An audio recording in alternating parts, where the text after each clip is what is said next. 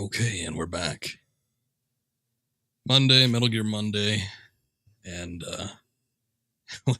we have left Rising far behind us. I unceremoniously played it on a Tuesday, just so we could get it over with in 2020.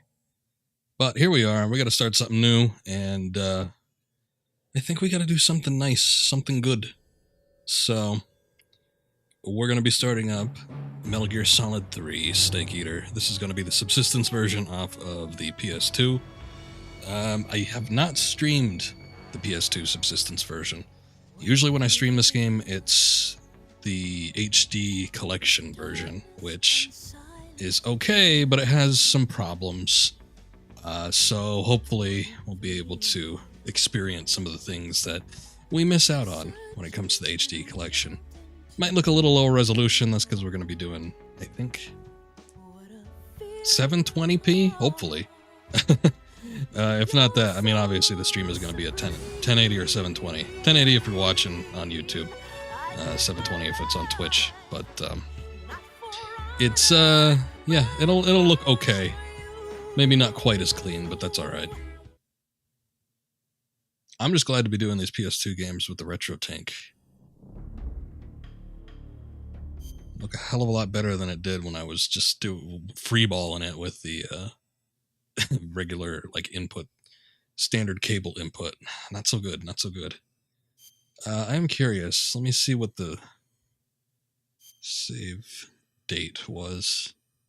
2009. My God. Over 10 years ago when I last played this version, or at least on this memory card. I might have another save somewhere else, but that sounds about right, because usually when I do this, I do it on an HD collection, so been a little while, but that's okay. We're going to be doing a new game. I'm playing MGS series for the first time. I like MGS 1. I like MGS 2. I like MGS 3. These usually give you a certain type of item or buff, depending on which one you pick. The most interesting one is Metal Gear Solid 2, so I'm going to pick that one. Not necessarily my favorite. I might be doing this one if that was the case. I forget what the bonuses are. I think if you do MGS 1, you have an increase in stamina. And then if you do MGS 3, which I think only unlocks after you actually beat the game, but I think if you choose that one, you get an extra camo. But this one has a far better effect. I don't know what the hell this is. That probably gives you nothing. No buffs for newcomers to the series, so screw y'all. Let's go ahead and start with this one. Normal's fine. European Extreme. I've only ever done that once. After the end of World War II, the world was split into two. No, I was thinking I was going to have to do my bad Snake impression. The beginning of the era called the Cold War. After the end of World War II. Nah, I need a much clearer throat, surprisingly.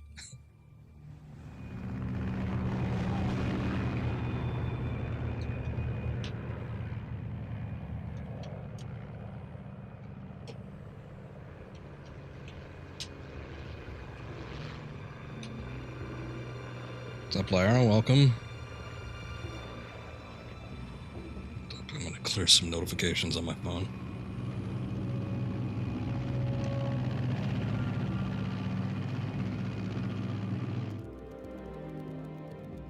Flying over Pakistan. Altitude 30,000 feet. Approaching Soviet airspace. 20 minutes to drop off. Commencing internal depressurization. Equipment check.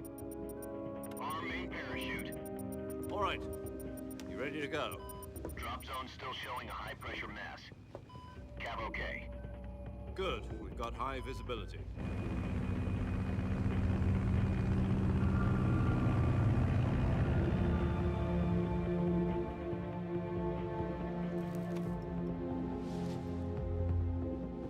Put out that cigar. Connecting oxygen hose to interior connector. Put on your mask.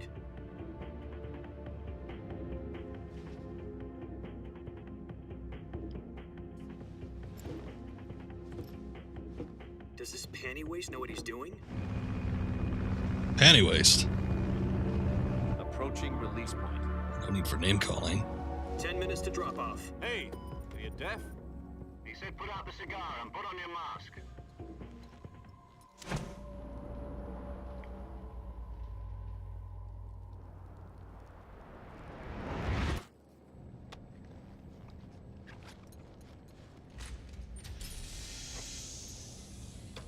Depressurization complete. Checking oxygen supply. 6 minutes to drop off. Opening rear hatch.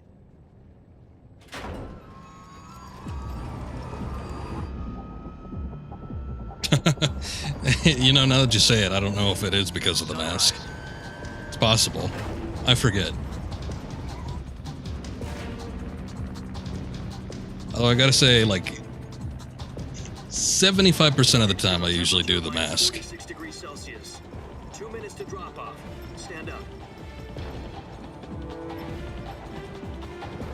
You'll be falling at 130 miles per hour. Try not to get frostbite from the wind chill. 1 minute to drop off. Move to the rear. I think that's something we can prevent if we wanted to. This is one for the history books. The world's first halo jump. 10 seconds to drop off. Stand by. No, not the oxygen mask. The well, we'll see. The other mask. Prepare for drop-off. Countdown. 5, 4, 3, 2, 1. Spread your wings And fly. God be with you.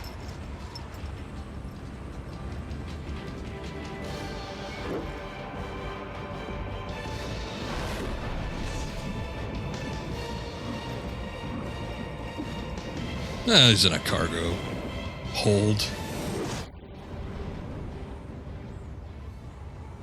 You try telling Jack what to do. Now look at that. Jack, I've got some important news.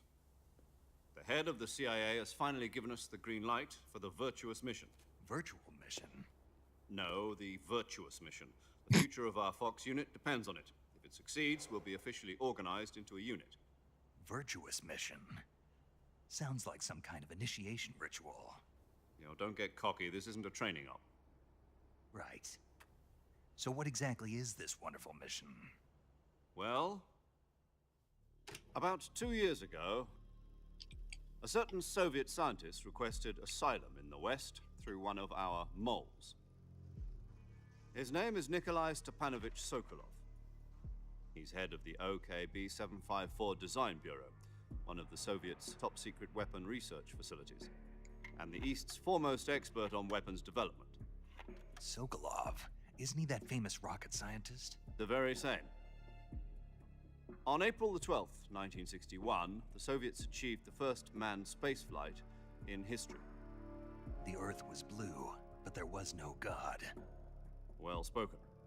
The rocket that carried Yuri Gagarin to orbit was the A-1, known as the Vostok rocket. Sokolov is said to be the man most responsible for the multi-engine cluster used in that rocket. After Gagarin's flight, Sokolov left rocket development to become the head of the newly established Design Bureau. From a lowly technician to head of a design bureau, that's quite a success story. So why do you want to defect? It seems he'd become afraid of his own creations. Afraid? Call it a crisis of conscience.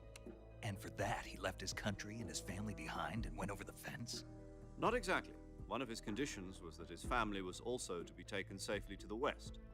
We used a mole to get the family out first and succeeded in sneaking Sokolov over the Berlin Wall. I was going to say good luck with that, but I guess they already did I was it. the one who conducted the operation. The security on the eastern side was still full of holes back then. Then what? We got Sokolov over in one piece, but the whole ordeal had left him exhausted, and we checked him into a hospital in West Berlin. It took him 2 weeks and more than 600 miles to get from the research facility in the Soviet Union to Berlin. He was in no condition to say anything coherent. And it was only a week later that we had something much bigger on our hands. The Cuban Missile Crisis. October the 16th, 1962, President Kennedy received word that the Soviets were in the process of deploying intermediate-range ballistic missiles in Cuba. The President demanded that the Soviets dismantle and remove the missiles. At the same time, he announced a naval blockade to prevent further missile shipments from reaching Cuba. But the Soviets didn't back down, instead placing their armed forces on secondary alert. Soviet transport ships carrying missiles continued on course towards Cuba. US and Soviet forces went on alert for an all-out nuclear war. Frantic negotiations were conducted through the UN's Emergency Security Council and unofficial channels to end the hair-trigger standoff. Finally, on October the 28th, the Soviet Union agreed to remove its missiles from Cuba, and so the world avoided a nuclear holocaust. But in order to get the Soviets to pull their missiles out, we had to make a deal. You mean the one where the US agreed to remove its IRBMs from Turkey? No. The Jupiter IRBMs deployed in Turkey were obsolete, and we were going to get rid of them anyway. They had no strategic value whatsoever to either the US or the Russians. The Turkey deal was a ruse, a cover story that was fed to the other intelligence agencies around the world. So what did the Russians really want? Sokolov. They wanted us to return Sokolov. You mean the Soviets pulled out of Cuba just to get their hands on Sokolov? That's right. What the hell was he working on? At the time, we had no idea. We were running out of time. It was either give up Sokolov or risk full-scale nuclear war. In the end, we had no choice. President Kennedy gave in to Khrushchev's demand. The next day, I got Sokolov out of the hospital, handing him over to agents on the eastern side. Sokolov kept on screaming, "Save me," until he disappeared from my sight. Then a month ago, we received some new information from one of our moles. About Sokolov? Yes. He was taken back to the research facility and forced to continue working on the weapon in question under KGB supervision. What's more, it's on the verge of completion. So what kind of weapon is it? Something to do with space rockets? No, missiles. Same technology. I guess you're right. We don't know the details, but it appears to be a new kind of nuclear device. For half a year now, the Soviets have been conducting frequent nuclear tests at Semipalatinsk. Something to do with the weapon, I assume. We're talking about a secret weapon so big that Khrushchev was ready to pull out of Cuba to get it back. Is Sokolov still in the facility? No. According to our intelligence, he's in Tselinoyarsk, a place in the mountains about 3 miles to the west that's known as the Virgin Cliffs. The Virgin Cliffs. Nice name for a virtuous mission. They moved him there just recently. Some realistic graphics. Why? I know, it's always a little jarring when they use live Built footage, the weapon, but it's our best but I chance guess they've to been get doing him that for a back. while. This mission would never have been possible if he was still in the research facility. This is our last chance. Sokolov must have known that too when he contacted us.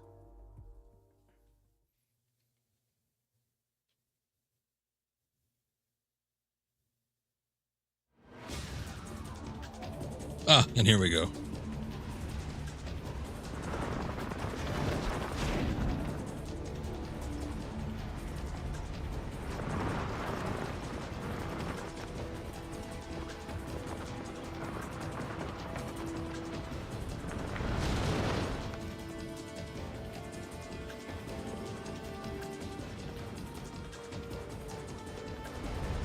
Listen up, Jack.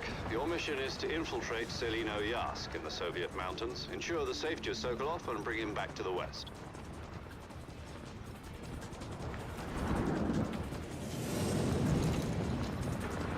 If we don't get Sokolov back before that weapon is complete, we'll be facing a major crisis. The clock is ticking.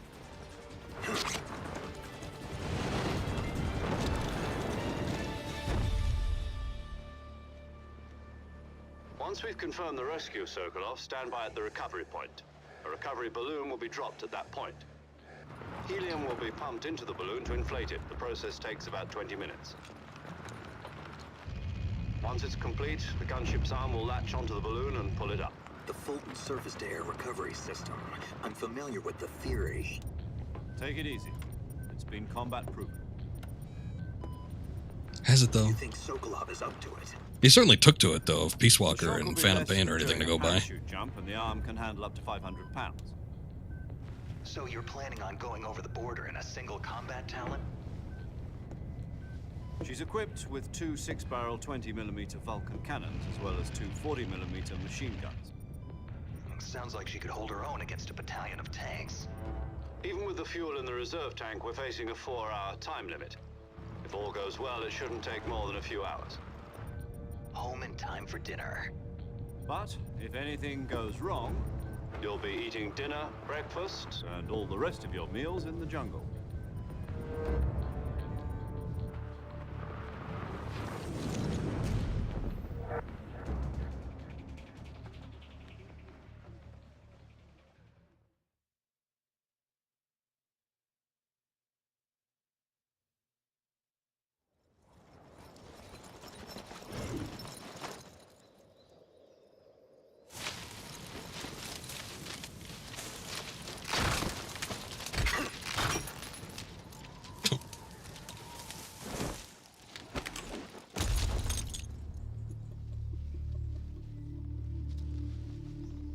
Hey, he did it. He did the pose. Look at that.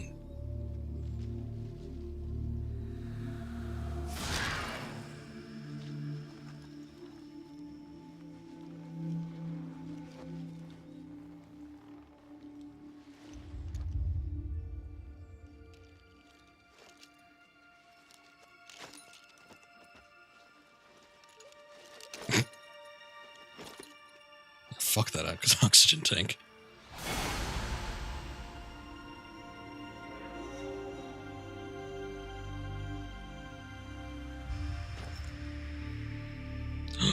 He's back. Jack is back, baby. Time to let her rip.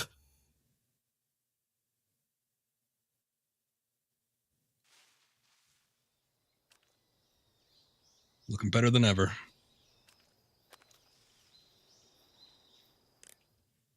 All right, I need to convene with the crew.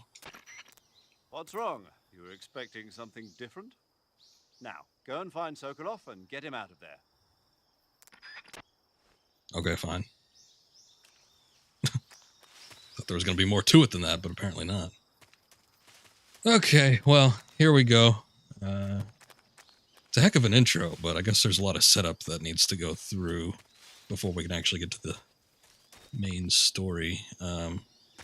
I should be getting the pack. I don't know. Usually they, like, just mention it. I don't know where it is, though.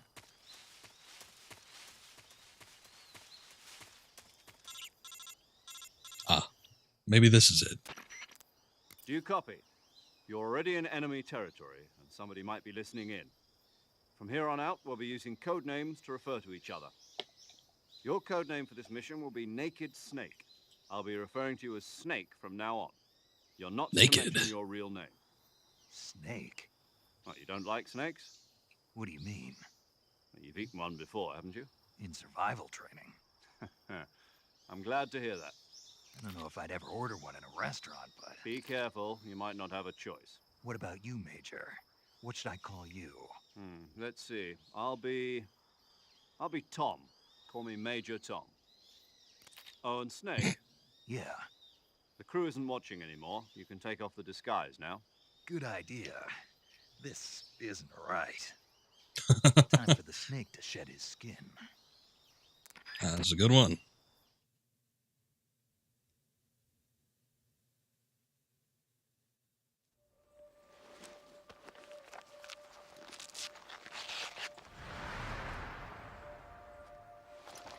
There he is.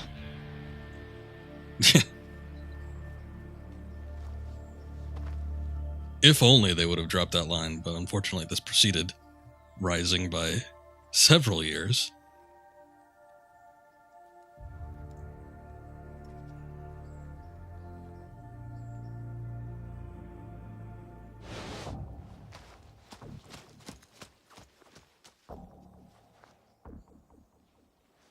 Yeah, you don't want anybody seeing you unmask in public.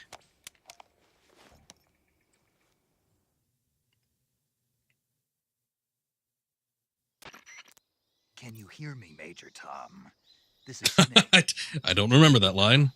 This will be a sneaking mission. You must not be seen by the enemy. You must leave no trace of your presence. Yeah, Kojima was laying on the David Bowie This kind of thick. infiltration is the Fox unit's speciality. In other words, weapons and equipment are procured on site. That goes for food as well. You're completely naked, just as your name implies. Great. Now I see why you asked me if I like snakes. I suppose calling me Snake was your idea of a joke, too. No, there's a good reason for that. I'll tell you later when the time is right. Gotcha. Getting back to the subject, how exactly am I supposed to feed myself? You've been issued a knife and a tranquilizer gun. Use them to hunt for food. That's all you You'll need, also really. find some medical supplies in your backpack. Just in life in general. Yeah, about the backpack. I lost it in a tree on the way down. I see. I don't think you got that line before. Better go back and get Well, yeah. I guess if you hadn't Know what it listened to is? Bowie before. No problem. Or even if you I did. can I see don't it know. from Sometimes here. lyrics don't It's stick. stuck on a branch. To climb a tree, stand in front of a tree that's covered in ivy and press the action button. I'll be monitoring your progress over the radio. We can't risk violating Soviet airspace, but I'll be in the gunship. My frequency is 140.85. I'll give you a call if I need to talk to you.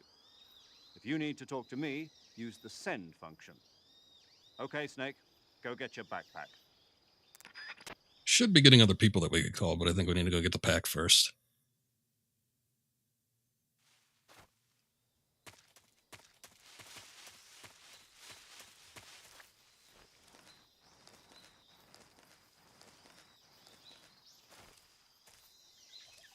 So this was probably the most drastic change you could make when it came to the Metal Gear series. A lot of the fundamental mechanics are there, but obviously the setting, usually when you have these Metal Gear games, they're highly urban environments. So going into something more rural, bit of a change. I see you've retrieved your backpack, Snake. To equip a weapon, it's necessary to take it out of your backpack. In the survival viewer, choose Weapon from the backpack. Your available weapons will be displayed in a window in the upper left. From that list, choose the weapon you want to equip and press the Enter button. For other equipped items, just do the same thing from Item. Got it. Use the survival viewer backpack. Yep, that's right. Survival is fundamental to this mission. After you've been out in the field for a while, your stamina will start to drop. If your stamina gets too low, it'll affect your performance. You won't be able to shoot accurately, for example, and your wounds won't heal as smoothly. Keep an eye on your stamina so you don't run out. To recover lost stamina, you can hunt for local flora and fauna. You can use either your tranquilizer gun or your knife to hunt.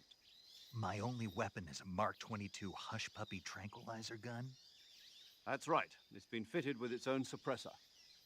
However, the suppressor will deteriorate every time you fire. Once its durability reaches 0, the noise suppression effect will be gone. So don't get too trigger happy with it. The suppressor's durability is shown in the icon. Any weapons and equipment beyond what you're carrying now, you'll have to find as you go. I have to find my own weapons and equipment? Whose crazy idea was this anyway? Solo covert actions are standard Fox operating procedure.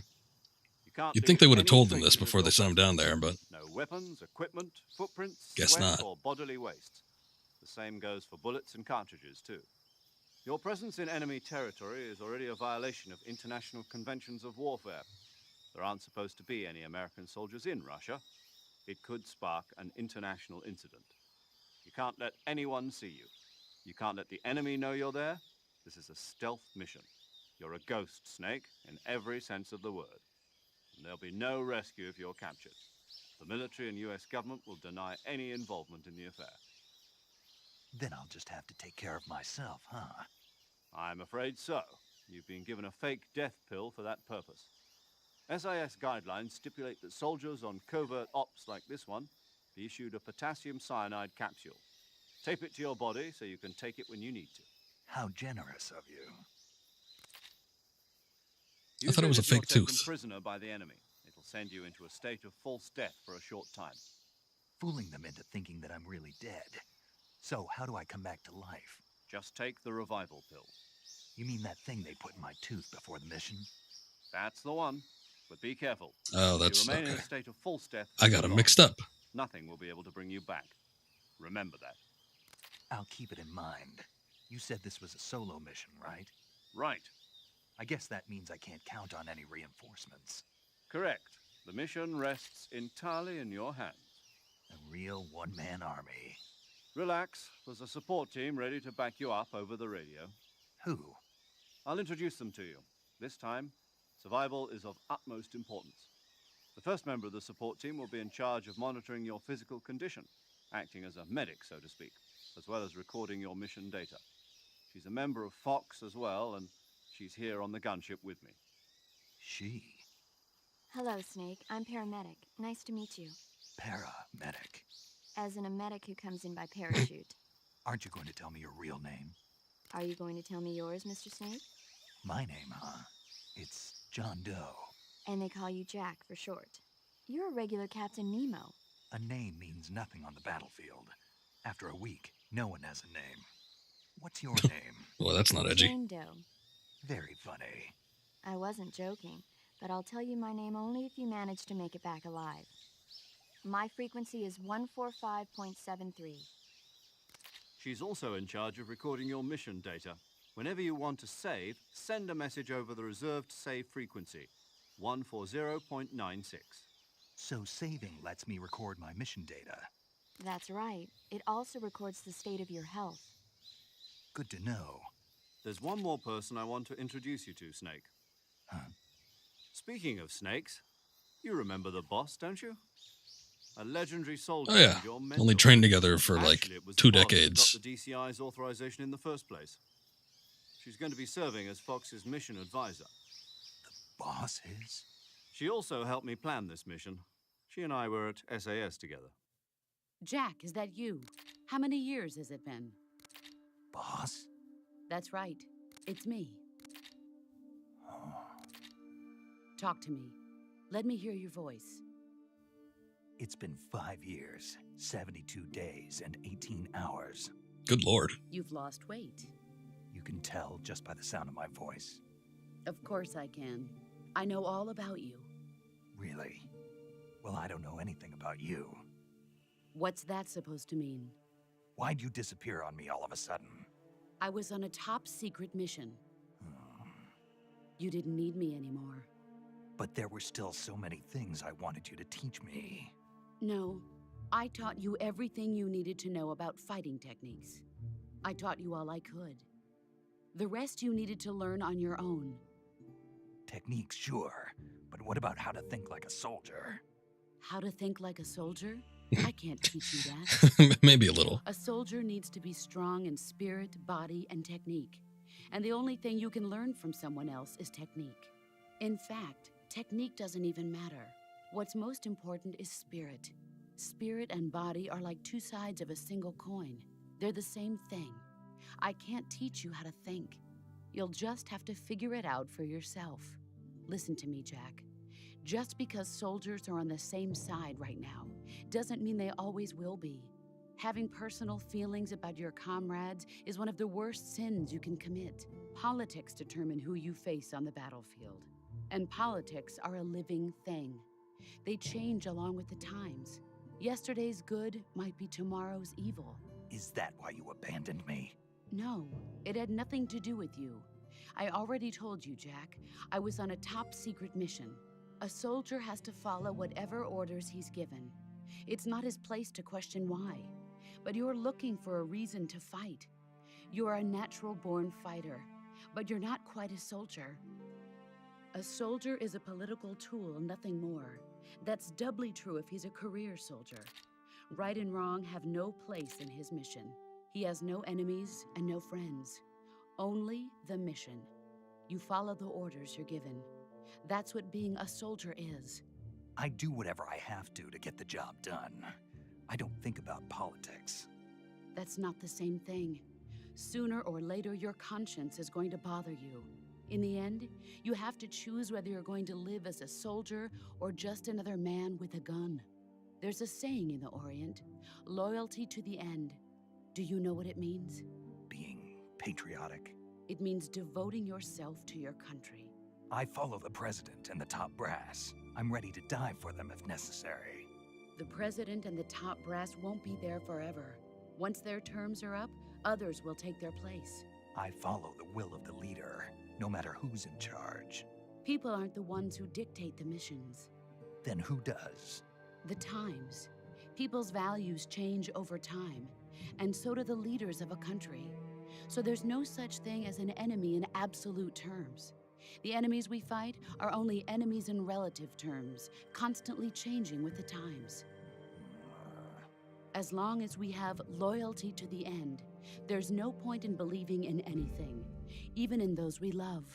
And that's the way a soldier's supposed to think? The only thing we can believe in with absolute certainty is the mission, Jack. All right, but do me a favor. What is it? Call me Snake. Snake. Oh, right. Your code name is Snake. It suits you well. Yeah, lady. That's right. Get the memo. legendary unit that the boss put together during World War II was a snake. The Cobra unit, a group of heroes that brought the war to an end and saved the world. As long as you've got a legendary hero backing you up, you'll be fine. Isn't that right, Snake? Yeah, I can't think of anyone else I'd rather have with me. Oh, and one more thing, boss. Yes? It's good to hear your voice again. Same here. After all, who knows if either of us will make it out alive? Snake, you are always best at urban warfare and infiltrating buildings. But this is the How do you know? Survival is going to be key. Those CQC techniques I taught you are sure to come in handy. CQC? Close quarters combat, huh? I've been in the Green Berets for the past few years. I'm probably pretty rusty. Not to worry. I'll be here to help you remember. After all, this is your first actual survival mission. I'll be supporting you over the radio. Where are you, boss? Next to the Major? The boss is communicating with us by radio from aboard a Permit-class submarine in the Arctic Ocean. My frequency is 141.80. Call me if you need my advice on battle techniques. Gotcha. Your mission is to retrieve Dr. Sokolov. Dr. Sokolov is Damn it, I wanna look at that in an submarine. abandoned factory located to the north of your current position.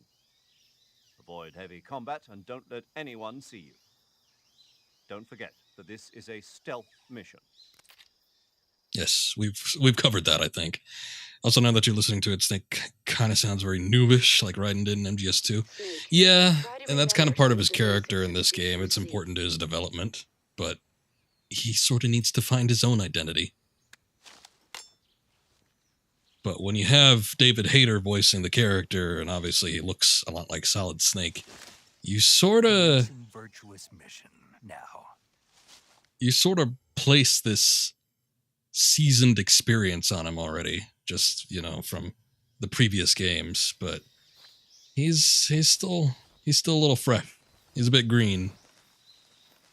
And it's with the Virtuous mission and then later on with Operation Snake Eater that he kind of gets out of that.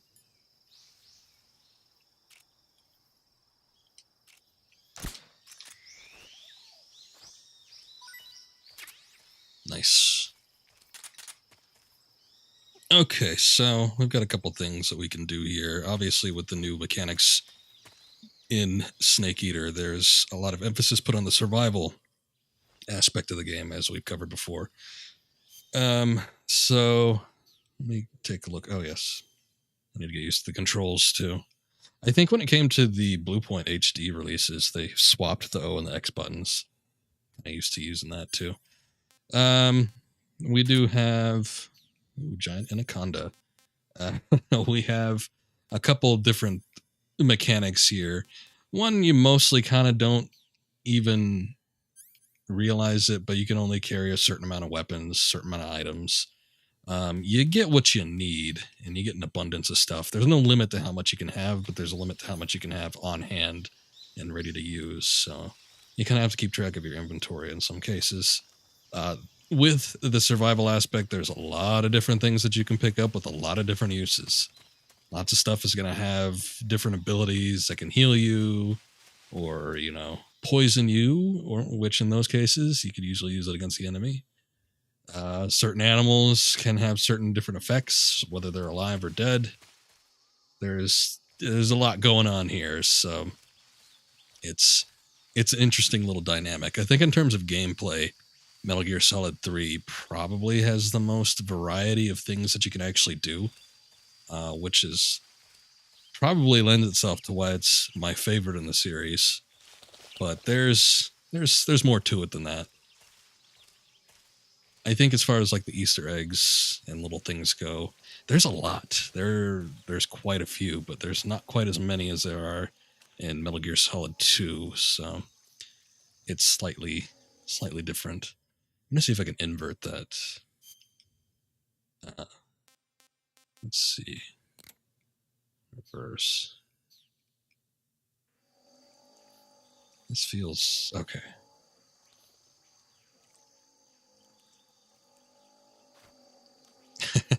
Is Ape Escape like truly dead? I thought they were thinking about re-releasing something or doing a new title, but yeah, basically. There is with the Subsistence version anyway, there is the Ape Escape little secret. There's also the theater mode, which is great.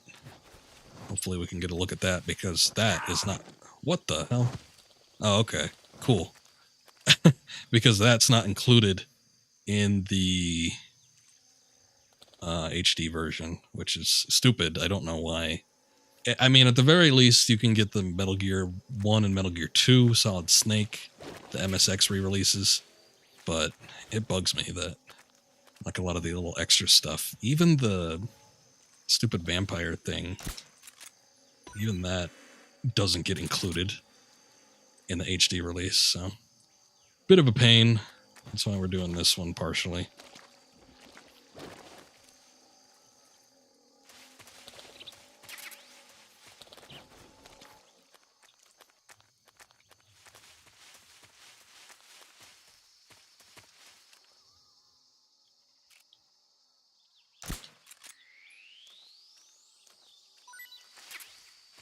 Snake H. I wonder what that one is. Reticulated Python. All right. Also, I did want to save earlier. This game is very dialogue heavy at the very beginning of the game, but then it sort of balances itself out a little bit more once you start actually getting into the game. Some of the codec calls can take a while. Fortunately, there's none as excruciating as the Rose calls in Metal Gear Solid 2, but they could be a little bit lengthy sometimes. Paramedic has two functions. You can speak to her for saves, and then she'll talk about movies, which is great. But you can also ask her about the flora and fauna of the area, which can be kind of helpful. Hey, Snake, you ever heard of Godzilla, King of Monsters? Have I? What is it? It's a movie. You haven't seen it? Nope. It's about this monster called Godzilla, who grows to an enormous size in a nuclear test and goes on a rampage in Tokyo. Nuclear test, huh? Then the Marshall Islands must be crawling with giant monsters right about now. It's just make-believe. Maybe that's why my pants have been so tight lately. Snake, it's a movie, not a report out of Los Alamos. I know. So then what happened? Godzilla is immune to all weapons, and humanity has no way to stop the monster. Dr. Shirazawa develops a new type of weapon, but The Oxygen Destroyer. Godzilla is getting closer and closer to Tokyo, obliterating everything in its path. It was originally a Japanese movie, but they made an American version too. Which I kind of recommend sucked. seeing the original Japanese one if you ever get the chance. It's mostly Yeah, but they don't have mindless fun, but subtitles. It's also got a serious anti-nuke message as well. Where can I see the original? You'll just have to go to Japan. Really? That's too bad. Well, if you wait 40 years, you might be able to see it in America too. Why's that? 2004 will be Godzilla's 50th birthday. You think they're still going to be making Godzilla movies then? Of course. Everybody loves Godzilla. Was there even a... Oh, no, there was a lot about sequel. movies. I don't suppose you're the movie-watching I was trying to think, was there even sequels Not back then? really. Okay, then I'll tell you everything I know. When the going gets tough, movies can save your life. It's always good to be able to look at things from a different perspective when you get in a jam. That's the magic of movies. No kidding. Well, I guess it might at least make a nice distraction. That's the spirit, Snake. Have a little fun. Tons in the 50s and 60s. I don't know if tons is... But... Camouflage Whatever is works. an indispensable tool when you're sneaking through the jungle. To use camouflage, first press the Start button to go to the Survival viewer. Then select Camouflage and press the Enter button. Select Uniform to select Battle Fatigues, and Face to select Face Paint. Choose battle fatigues that match the surrounding environment. The most effective camouflage is Yeah, but the attained garbage by monster was from selecting the fatigues that blend in with 70s. the environment. Camouflage I'm wondering how many patterns that were stand out in like your in surroundings existence will attract attention. during the time period of this game.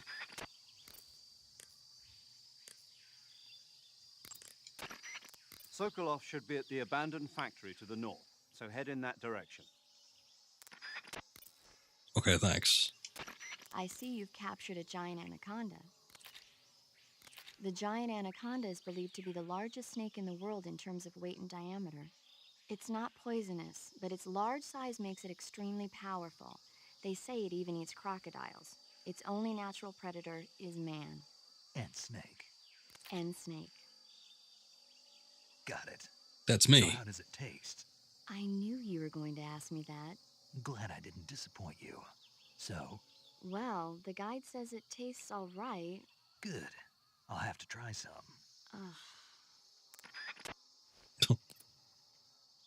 So, apologizing, but not apologizing at the same time.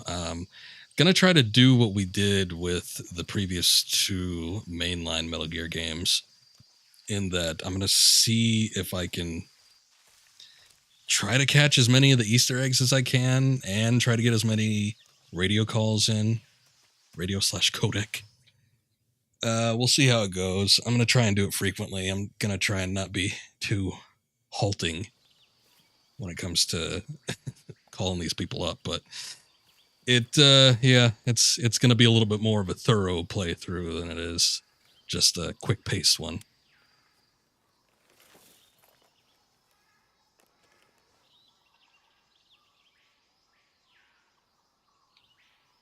Major, I've spotted 2 enemy soldiers. They're probably KGB troops sent to guard Sokolov. AK-47s and grenades.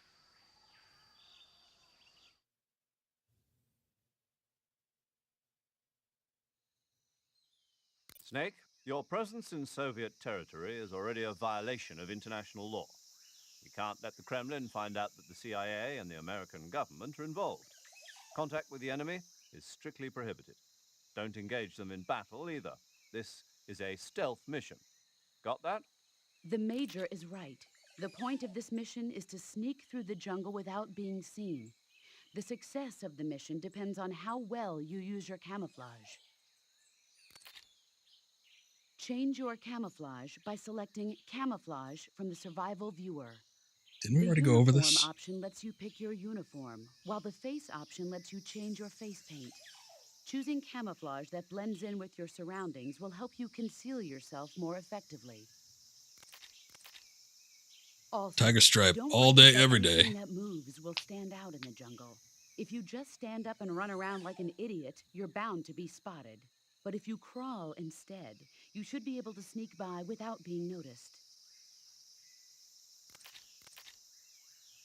You can see how effective your camouflage is by looking at the Camo Index. The Camo Index shows how well your current camouflage blends in with the surrounding area. The higher the value, the harder you are to spot, and vice versa. The key is to make yourself one with nature. Keep that in mind as you go along, okay?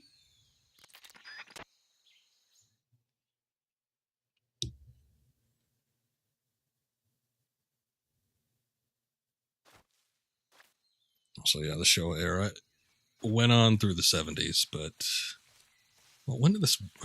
I wasn't looking at the dates earlier, but the Virtuous Mission still takes place in the 60s. Frog. I heard it somewhere. Oh, there it is.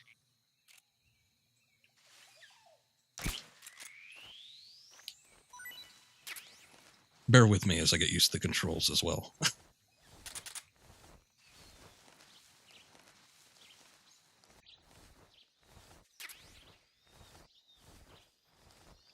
And normally I'd like to do kind of like the original versions of these games, if at all possible in most circumstances, but really? At 80%? One, I don't have the original version of this game anymore. I lent that to somebody and never got it back. So that's not going to be a thing. But I still prefer the Subsistence version over the regular anyway, just with the... I'm just seeing things. Oh, good. Just for the freedom of the camera movement.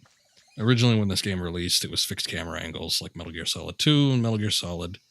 But things have changed over time, and we get this version that's got its free moving camera, which is a nice little add-on feature.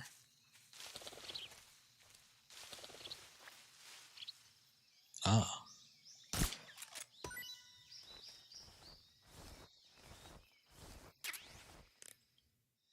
What is this fruit?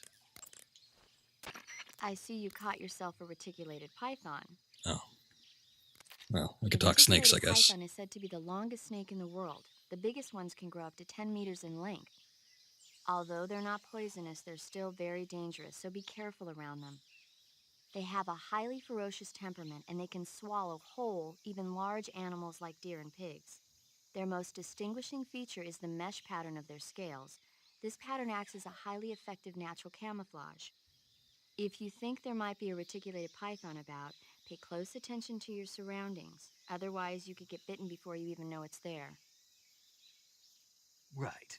But how do they taste? Huh? Do they taste good? You're actually going to eat one. Why else would I be asking? Cannibal. What was that? Nothing. Let's see what the guide says. Ah, you're in luck. It says they taste pretty good. Good.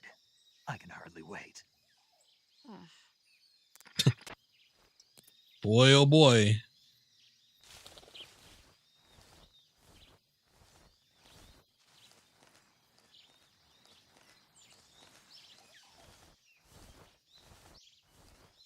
I could think of as Grandpa Simpson when Homer's using him to get that monkey, that helper monkey. I can't wait to eat that monkey. But in this case, it's a snake. Hold up. We need... I guess we don't need to use the anaconda, but I'm going to try the reticulated python. Let's see what happens. Yeah. Ray for Mojo. Let me see if I can knock him with it.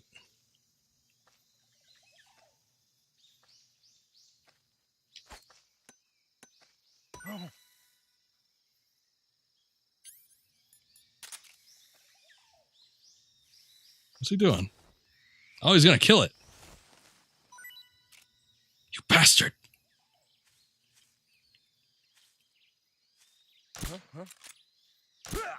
How'd that hit him in the shoulder?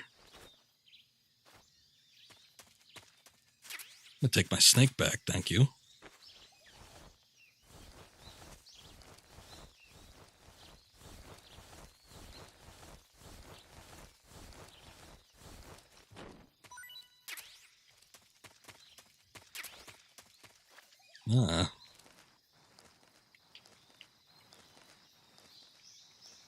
There are a couple things here. The only problem is I don't remember if they exist during this part of the game or the part of the game where we come back to this spot.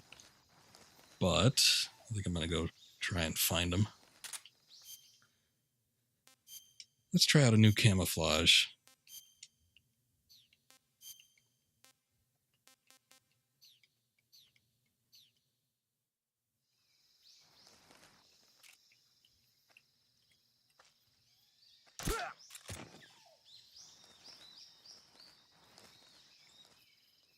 Yeah, what the hell was that? Mushrooms.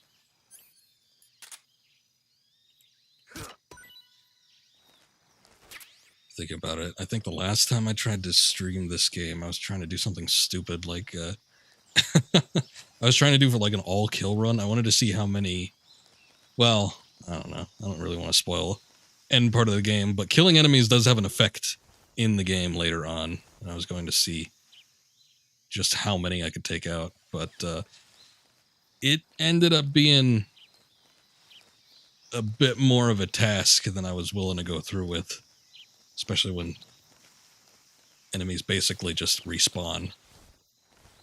So, kind of didn't work out. I don't think I ended up finishing it. Something there? Huh? Who was that? That's what I was going for. Visualizes heat source distribution, allows one to see in the dark, consumes battery power when used. We all know how to recharge battery power. You just gotta eat some mushrooms. Let's see. I want to... 3DS Metal Gear Solid was okay. I didn't like the feel of the controls all that much. But I don't like holding I've got not the new 3DS, but the big one, the American 3DS for big American hands.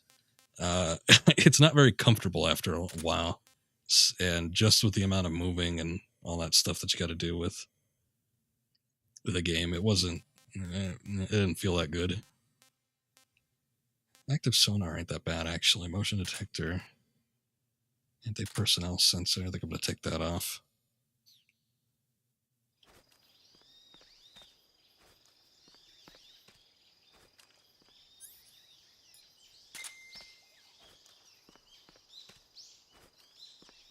What is going on?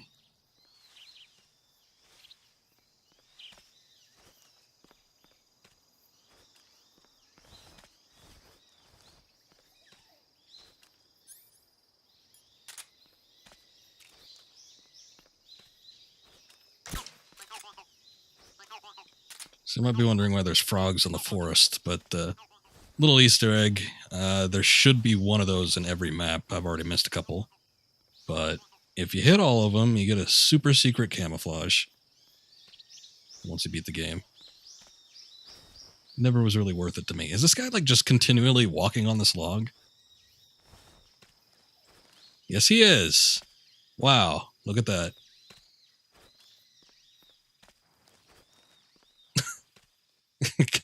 Yep, gotta get his cardio in. No, I will not leave him alone. As soon as I walk away from here, he's gonna freak out. What is he doing? Yeah, not much to do in here. I don't think I got him. Okay. Got a hip and or ass shot. That should take care of him. Yeah, see? He'll tire himself out eventually.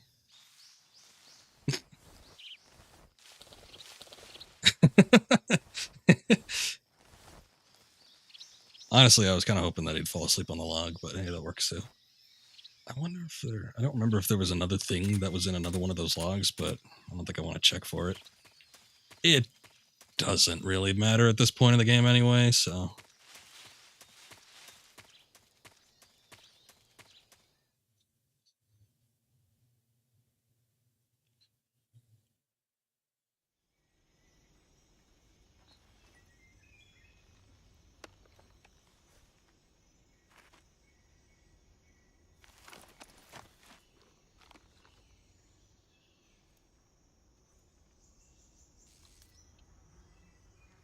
Oh. What could that be?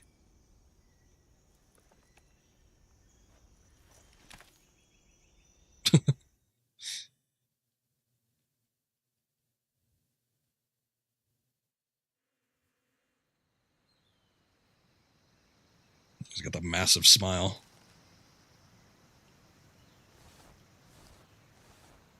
Well, this is the one thing that shows off the mechanic of the game. Unfortunately, I really don't like doing this because it just brings them back, like, in greater number. But I'm going to do it anyway. There's also one of the Keratans up here.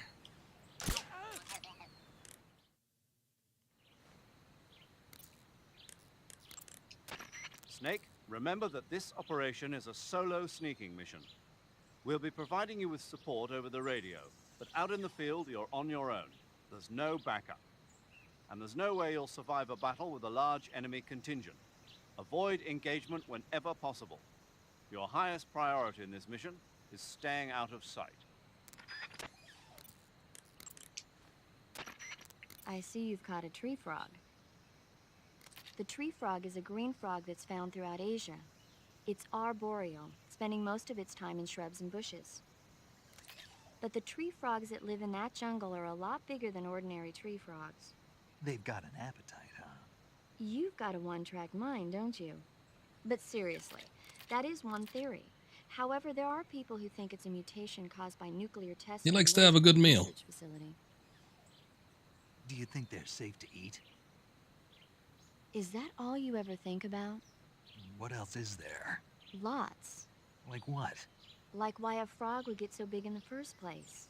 Whether it's a temporary phenomenon created by a unique environment, or a permanent mark of evolution, or a product of the toxic waste coming out of the research facility. Yeah, it's just the If it's the toxic waste. Causing it, then it means It's the humans are nuclear eating fumes that are spewing out of the research lab. It really makes you think about the changing relationship between... This isn't interesting. Oh, fine. Be that way. Do they taste good or What not? about it? You mean, is it edible? Yeah, Well, I guess it's probably okay. probably. I don't know. The guide doesn't say anything. Pretty useless guide, if you ask me. Well, try one for dinner and you can help improve it. I'll do that right now. Oh wait, we need to go into food. Ugh. This is a weird looking tree frog. Well, someone had to eat it.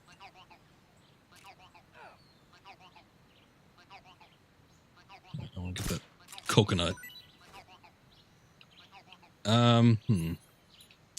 Was there another? Oh god.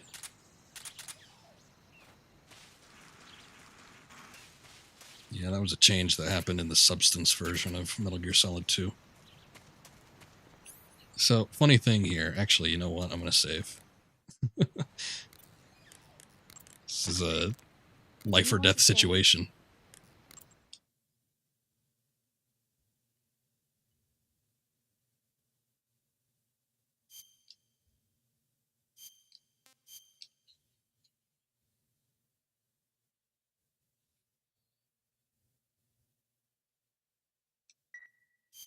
Snake, do you know the creature from the Black Lagoon? Nope, never heard of it. These scientists are investigating a place deep in the Amazon called the Black Lagoon, and they get picked off one after the other by this fishman thing. And there was this scene when the heroine is going for a swim, and the creature sneaks up on her from underwater. Oh, I thought my heart was going to stop. I mean, of course, the 3D effects in It Came from Outer Space were a lot more intense, but... It wouldn't be referring to you coming from outer space, would it? How rude! Why do you say that? Because no one on Earth could be as charming as you. Woohoo! Fine. Goddamn. Point, Snake. Be careful of what's around you when you're in the water. Just imagining you swimming in those jungle rivers makes me think of you being attacked by a fish man. I appreciate the concern. Big Boss got to come up with these Fishmen aren't the only things that'll attack you in the water. pickup Really lines. be Write them careful. down. Okay. For the benefit of And don't go mankind. attacking any pretty girls going for a swim either. Are you calling me a fish man? You started it. Well, that's how it goes sometimes. So, what we could do here is we can cut these ropes. And it makes the bridge highly unstable. I also don't remember how to pick myself up. Is it? It's okay, good. The only thing is, though, I seem to remember it specifically not working with the enemy soldiers. But I guess we'll find out. The only way to negate the instability is by crawling on the bridge, which seriously dampens your ability to cross without getting caught. But, you know, it's one of those things. Fortunately, I don't think the soldiers will see you if you're dangling from the side. However, there is still the stamina gauge, so you gotta watch yourself.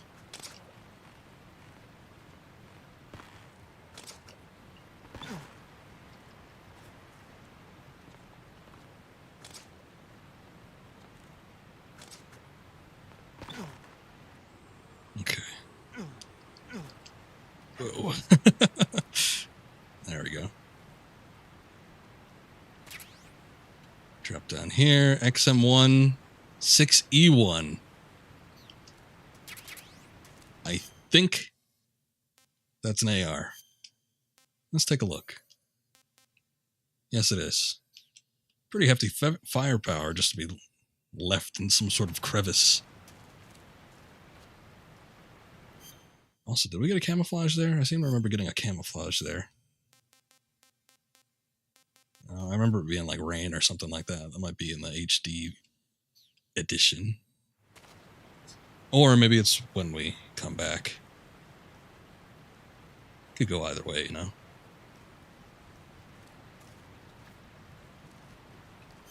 Let's see. Try a different camouflage because I know these guys are going to come back. It's probably going to screw me over too.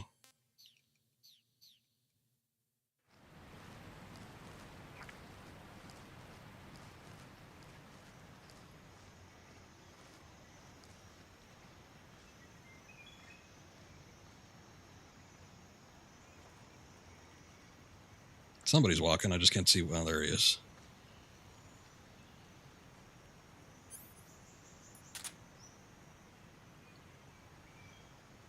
Well, if I can't see him in first-person view mode, then he can't see me.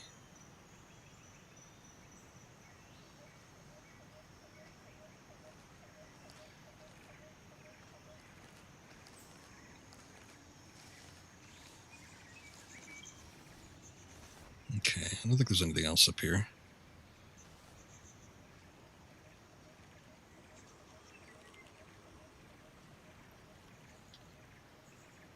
Mushroom over that way, but I don't think it's worth getting.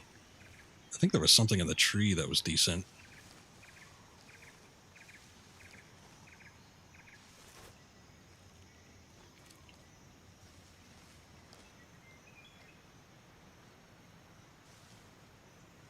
I'm just going to wait for this guy to pass.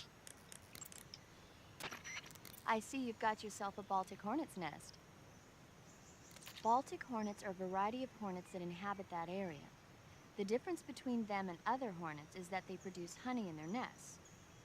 Inside the nest are larvae, pupa, and adults. You can eat them all. In particular, Wow, you can eat them all. the honey you find inside the nest is delicious and full of nutrients. It's easy to digest and helps pep you up when you're feeling tired.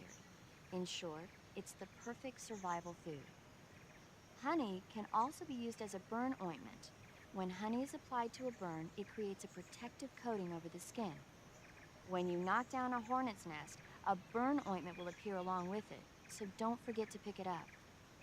Of course, the hornets aren't going to give up their nest without a fight. If you knock a nest down, a large swarm of hornets will come flying out, so be careful. Sounds good to me. I don't want to take this guy out just because he's got a radio on. I don't think they even make calls, like, just out in the field, but should you take them out, then, you know, whatever commanding officer's in charge starts freaking out, asking for their whereabouts and whatever. You can hold them up and they can give you, like, frequencies or something. I might give it a try. Shit. God damn it. I shouldn't have given it a try. Well, there goes total stealth. I'm going to have to figure out what the grab button is, because I thought it was R1, but apparently not. Where's that damn video game case? I could look up the instruction manual.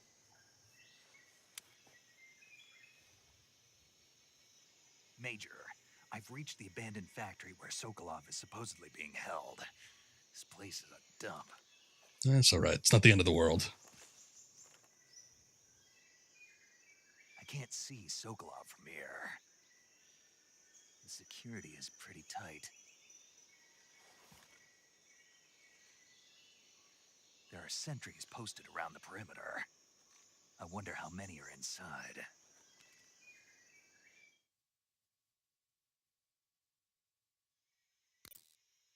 Your objective, Sokolov, is inside the factory. They should be holding him in a room in the northeast section. Northeast section. Got it. Be careful.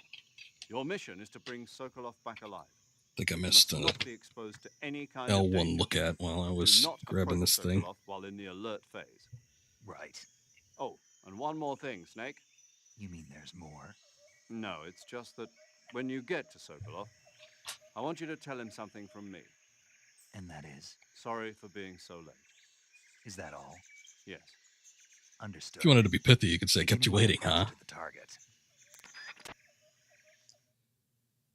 Okay, grab is the circle button. Oh, and look at that. Well, you can't see it, but press the circle button next to an enemy without moving the left analog stick. Boy. If only instructions in games such as, I don't know, Metal Gear Rising, maybe, could have been so clear-cut. But that's how things go.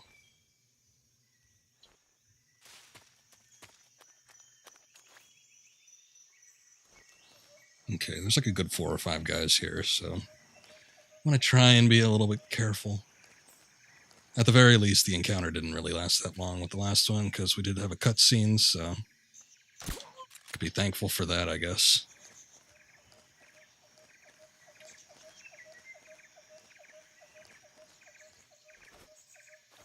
I was end up taking a long way around here.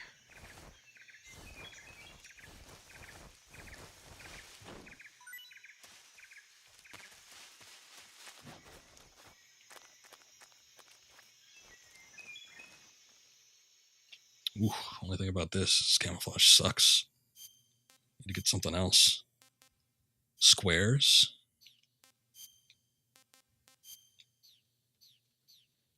It ain't great, but I guess it'll have to do. Pretty sure this works better if I stand up against the wall. Ah, look at that. Where is he? I can't see.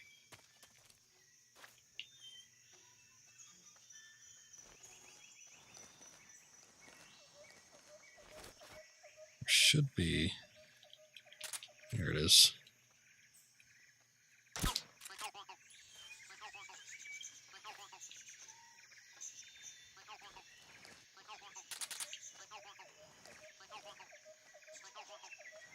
Does it work better if I'm on? Okay, no, it doesn't. Does not work better on the steps. Huh? Who's that? Ah, shit.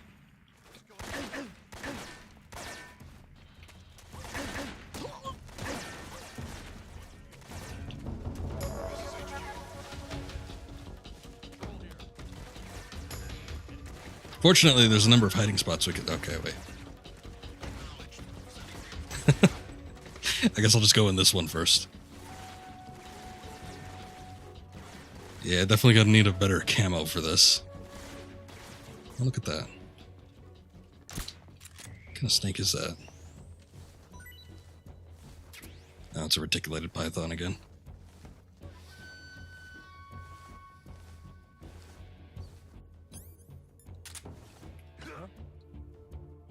What's that sound? Oh, you can't hear me when I'm thrusting. Come on. Oh. Well, if they're just over there, maybe they can.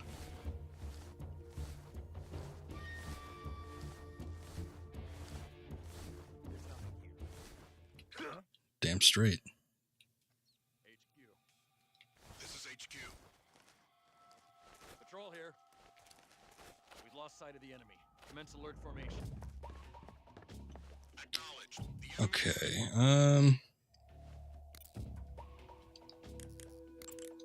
Any advice, boss? Oh, no response. Okay, fine. I didn't want to talk to you anyway. I see you found some Siberian ink cap mushrooms. The Siberian Very important right ink cap now. is a mushroom from the ink cap family. Its life cycle is transitory. As soon as the spores mature, the cap starts to turn black, liquefy, and melt away. And that's why they call it an ink cap? That's right. It doesn't really turn to liquid, but you get the idea. In its immature state, before it melts away, it's valued as a source of food. Just be sure not to eat them while you're drinking alcohol. Why's that? Ink caps contain coprin, which inhibits the function of aldehyde dehydrogenase.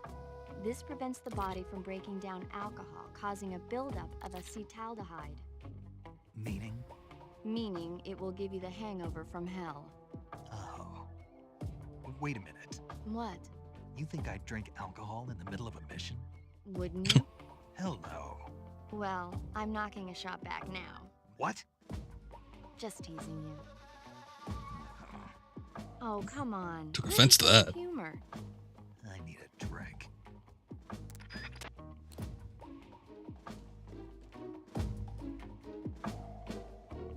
Okay. There really isn't a better camo, like just right off the bat for this, is there? Well, in the urban little area that we've got here with the bricks and the dirt and everything. But I guess if I'm backed up against something green, we should be okay.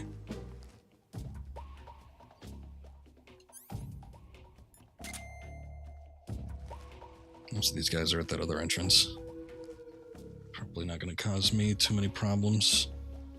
And we can get on top of this, but I think it needs to be via a ladder or a stack of boxes that I don't have access to.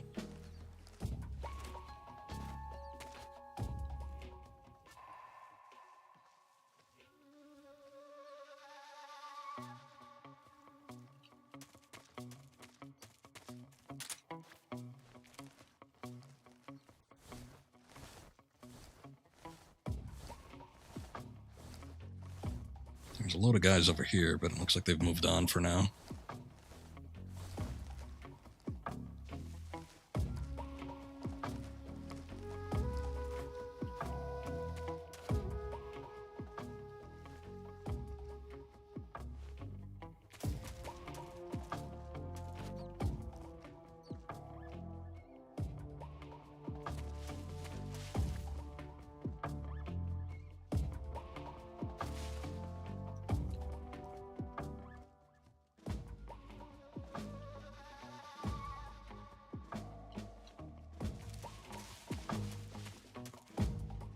I think they're mostly just camping out at that one spot.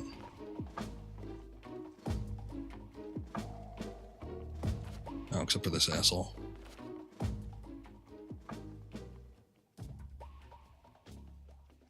If I only had a box. Memoirs of a Secret Spy.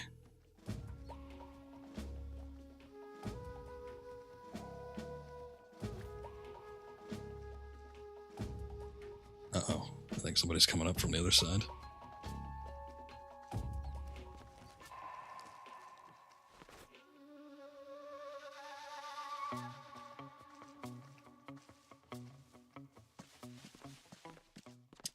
HQ. This is HQ. Patrol here. Unable to locate the problem.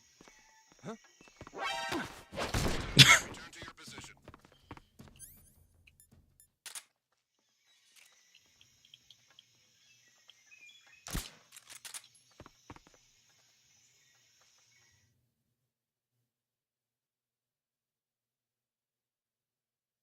Good thing I looked it up.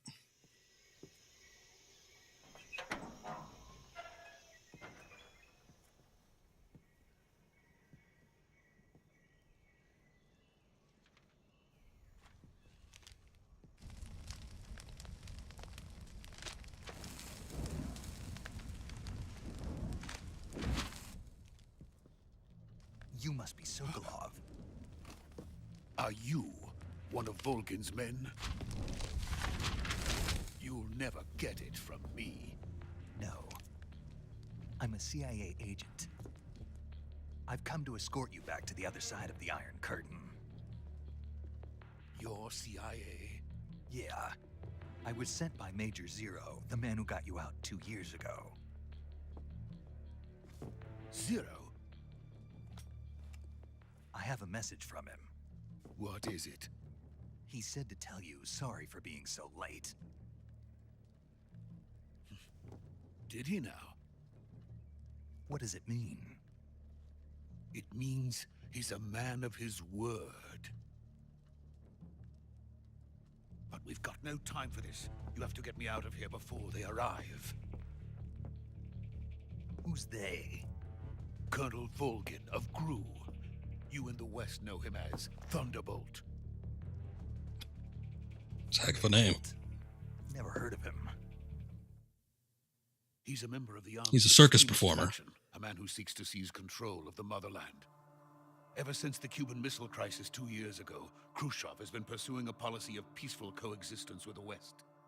Despite resistance and criticism from hawks in the army and the provincial authorities, Khrushchev has managed to suppress the opposition so far. But the failure of his agricultural policies has put him in a precarious position. And on top of that, the tragedy last November. President Kennedy's assassination. Precisely. In a sense, Khrushchev has lost his biggest partner, and his power base is rapidly crumbling away.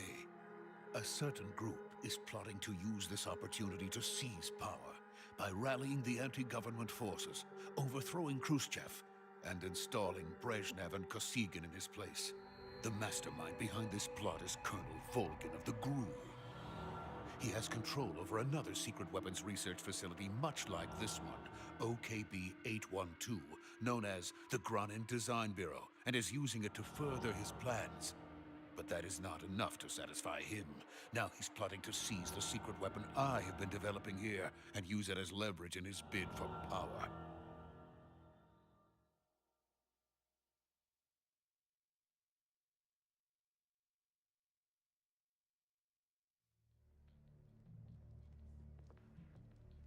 The intelligence says that they are going to make their move during the test. Then, the soldiers outside. Exactly. They wouldn't need that many men just to keep me inside. Their orders were to prevent Colonel Volgin from capturing me. Even if it meant killing me in the process. Or so it would seem.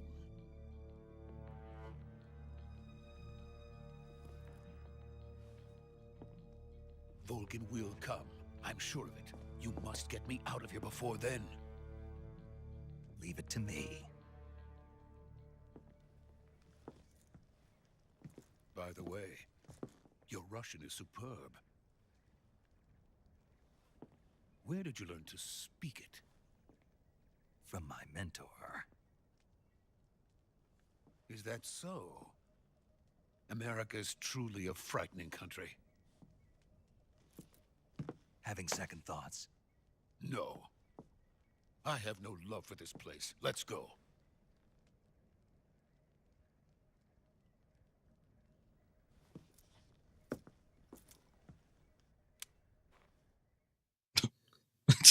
Sokolov just like, what the hell are you doing there? Man just Major, this is bent Snake. over and got on his knees. Sokolov is safe with me. He's doing fine. No injuries. Good work, Snake. Now hurry up and get Sokolov to the recovery point. We'll rendezvous with you there. Roger. What about the sentries? I had to kill them. There was no other way. But no one will know we were involved. I see. What about the boss? We lost contact with the boss some time ago. Did I kill one, though? I don't think I Probably did. just a weak signal. Just hurry and get Sokolov out of there. I stabbed one, but I don't think he died. That wasn't even in this area, either.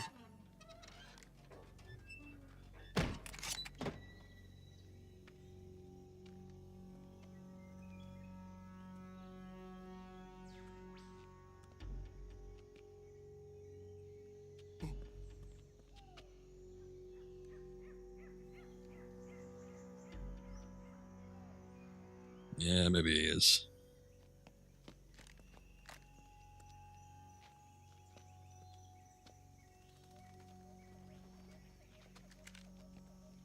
What you doing there, Sokolov? Master of the ninjutsu.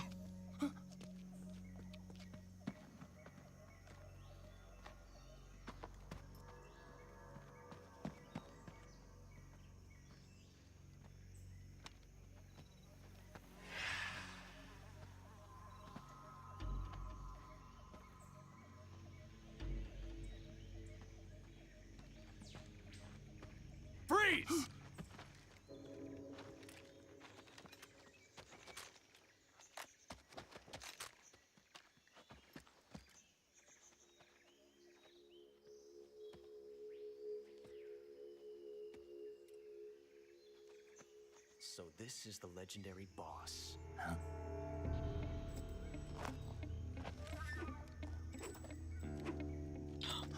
Oh, damn, it's him. We meet at last. The Catman himself. You're from the Ocelot unit of Spetsnaz. What's a GRU soldier doing here? Soldier?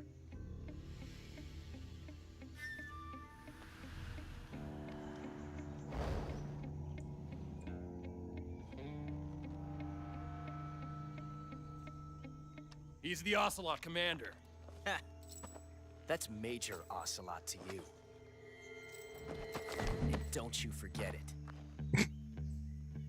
He's so flashy. Sokolov is ours. Now get out of here. And Ocelot never lets his prey escape. What?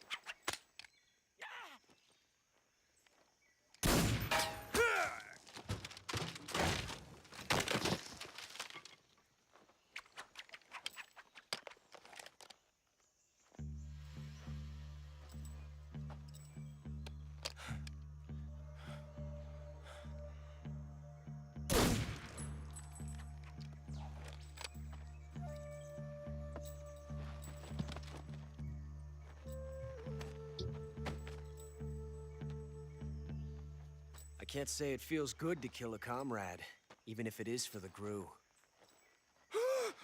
Sokolov, take cover.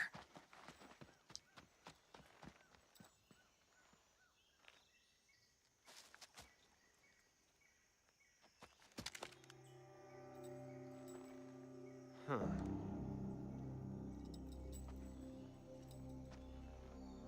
You're not the boss, are you?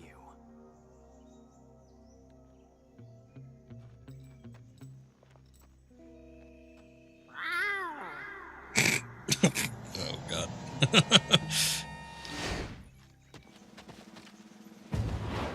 Why did he not do that when he got his Ocelot unit back in Phantom Pain? GRU operatives! What is that stance? Huh. That gun.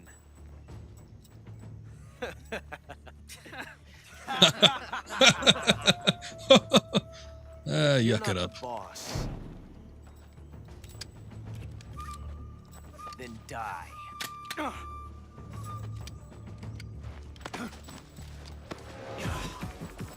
That's a flashy now,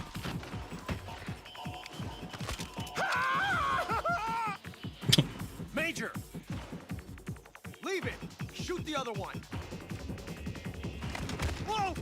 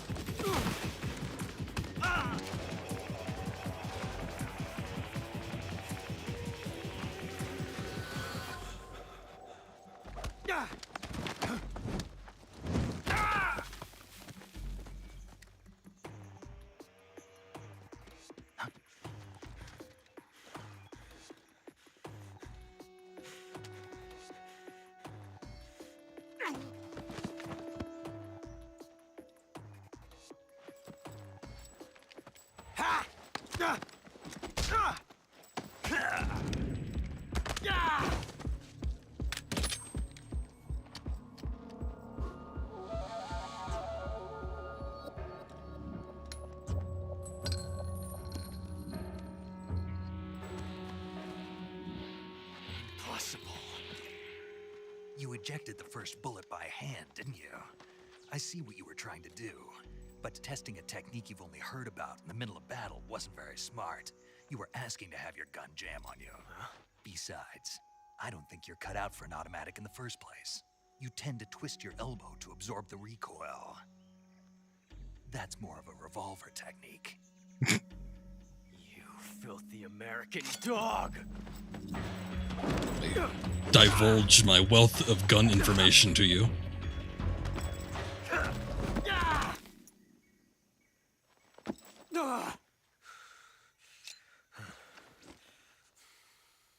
But that was some fancy shooting.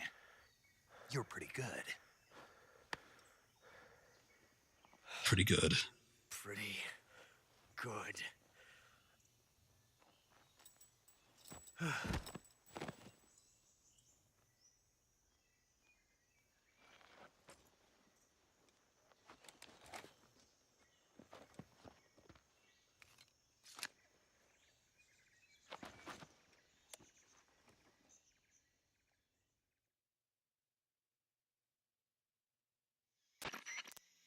Major, do you read me?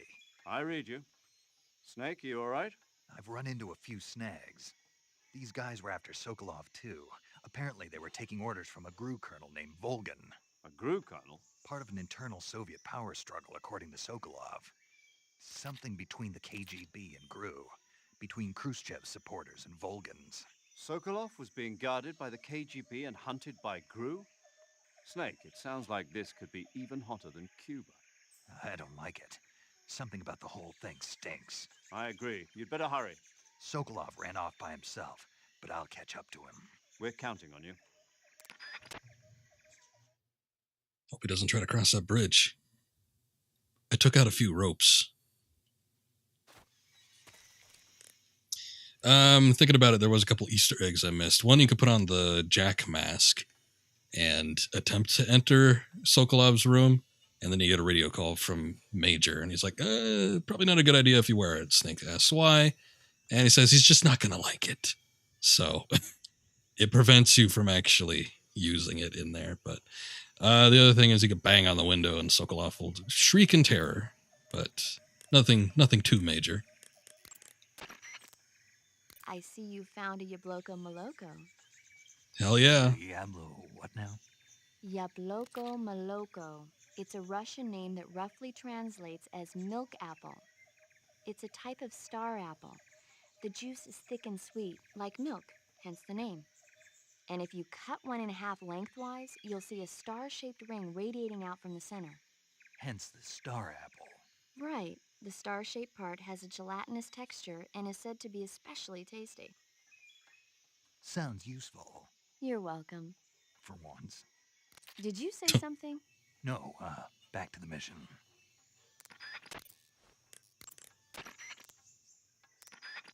Still no response, eh? Snake, stay alert. The KGB and GRU both have their sights set on Sokolov. GRU is a military espionage outfit, the intelligence wing of the Soviet Defense Ministry's General Staff Office. It competes with the KGB, which is under the Ministry of Internal Affairs, and the two are always watching each other.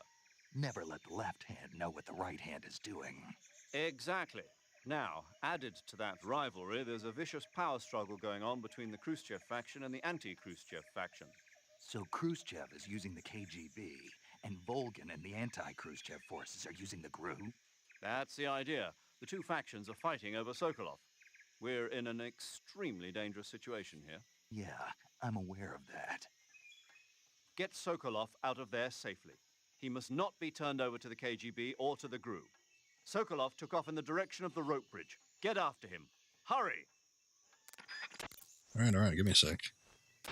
You want to save?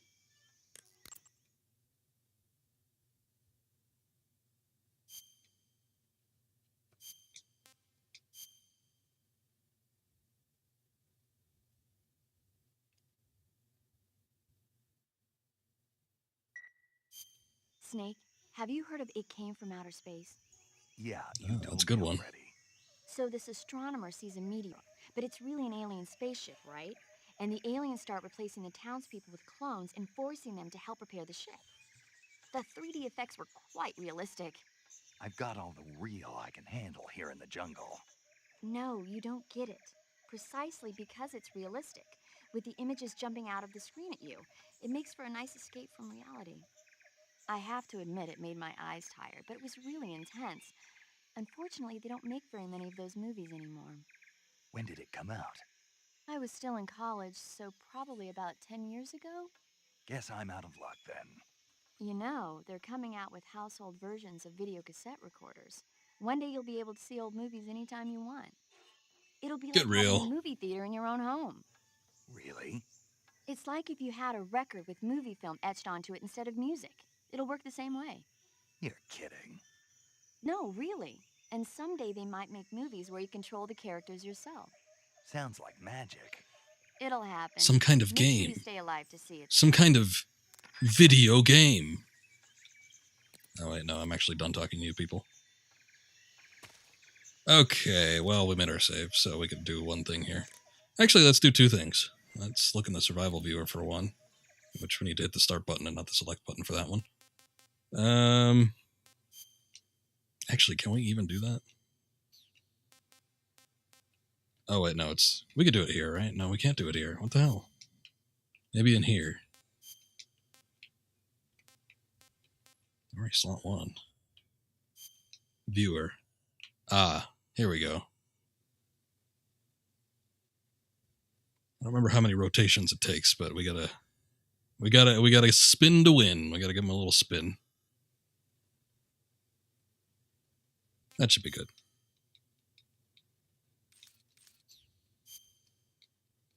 Oh, no, not that. Actually, give me tree bark. There we go. Right on his nice kerchief. What a shame. Oh, the other thing I'm probably going to need is a non-medic weapon.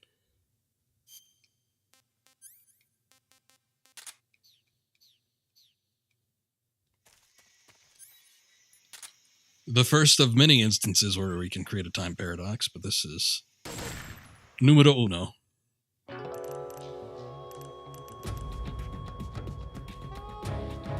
You've created a time paradox. Snake, you can't go changing the future like that. Campbell, what are you doing here? Speaking from the future. I'd wait for it, but I think I'd rather just say that when it says Ocelot is dead, actually when it says Snake is dead too, the letters change to time paradox. So there you go. Little cameo from the Colonel.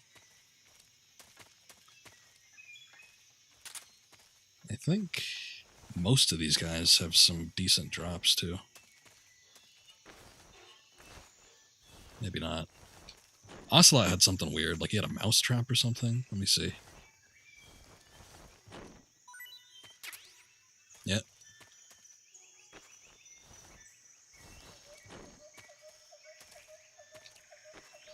I guess nobody else has anything. Well, what can you do?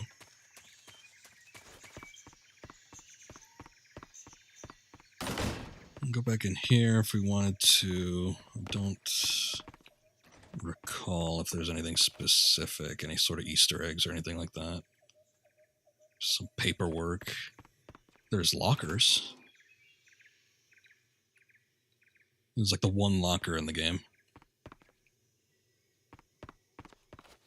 Well, there's a couple here, but the one you can actually open.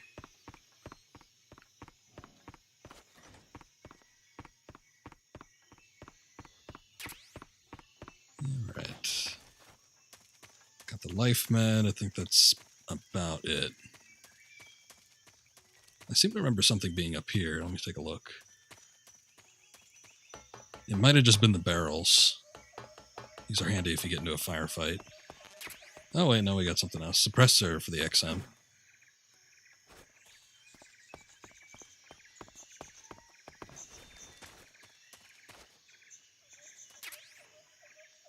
Oh, okay. 12-gauge shotgun. I guess that's pretty good too. I don't know if we get to keep any of this stuff, but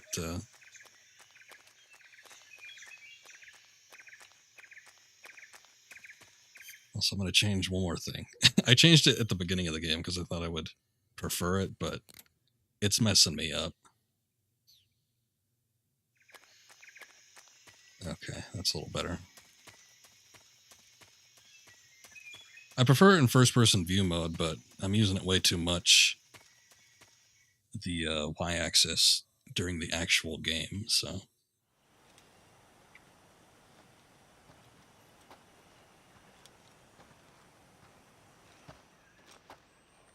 You okay? Those men were from the Ocelot unit. Spetsnaz? Yes. The best crew has to offer. They're coming for me. I'm finished. Calm down. I'll get you out of here, I promise. And we've got some of the best backup we could ask for. Look.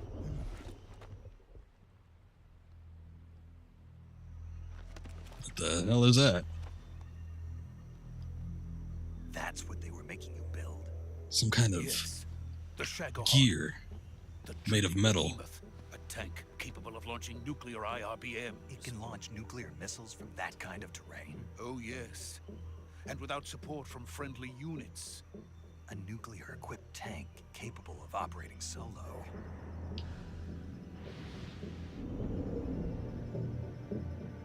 Is that thing finished? No. This is only the end of Phase 1. It won't be truly finished until we complete Phase 2. Phase 2? The weapon's true form. If it is completed and the Colonel gets his hands on it, it will mean the end of the Cold War. The end of the Cold War? Yes. And then the Age of Fear will truly begin. A world war? I had no choice but to cooperate. I didn't want to die. I wanted to see my wife and child again in America. Please, take me to America, quickly. They cannot complete it without my help. Got it. Let's go.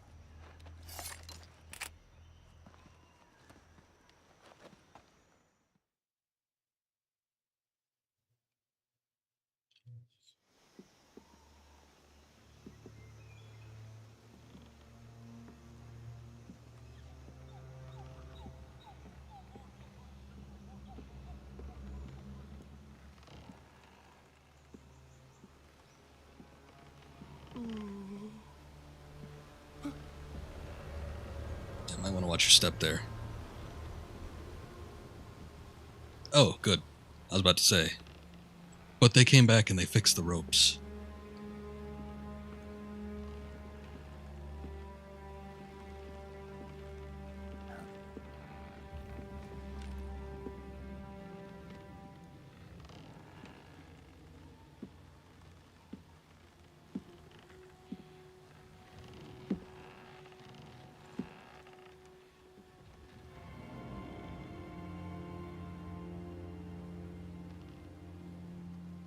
Boss?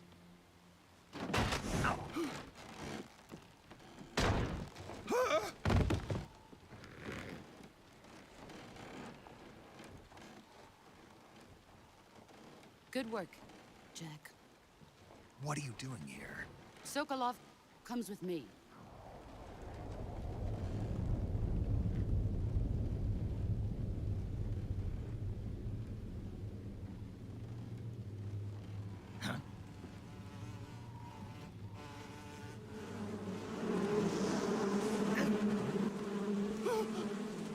Hornets?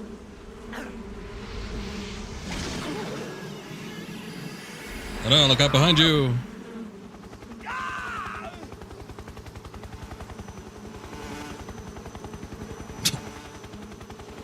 Here we have the biggest collection of freaks this side of the equator.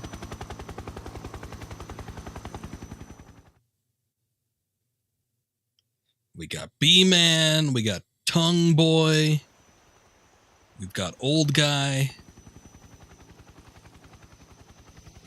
Anger Management Man, he stayed behind though.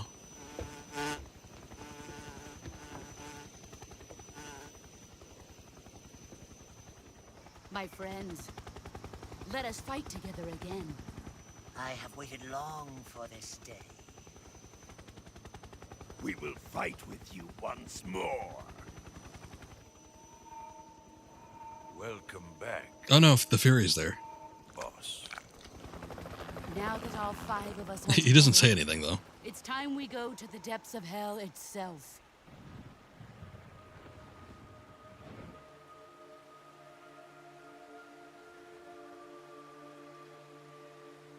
It's raining blood. Is he crying?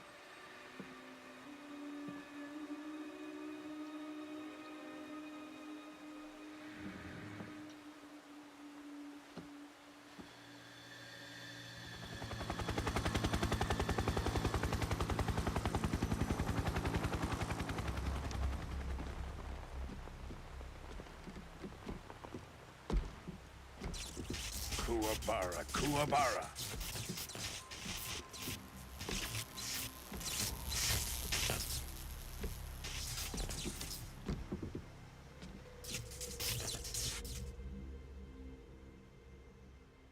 Ah, what a joyful scene.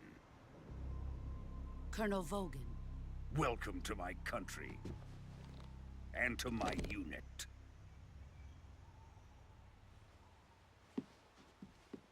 Boss, what is this? I'm defecting to the Soviet Union. Sokolov is a little gift from my new hosts. Recoilless nuclear warheads.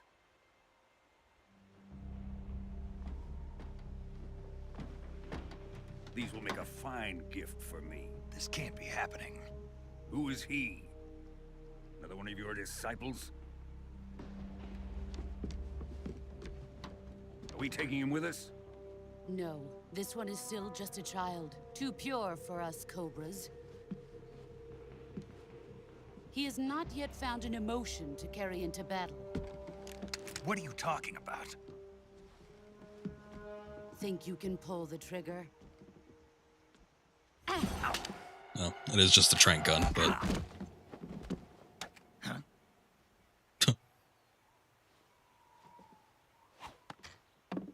Here, put it back together.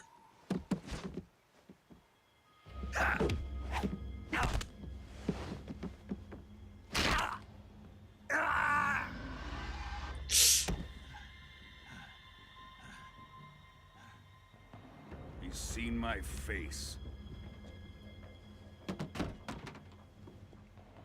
We can't let him live.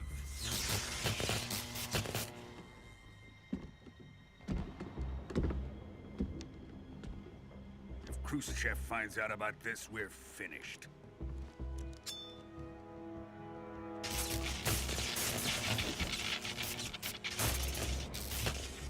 He must die. Wait. He's my apprentice. I'll take care of him.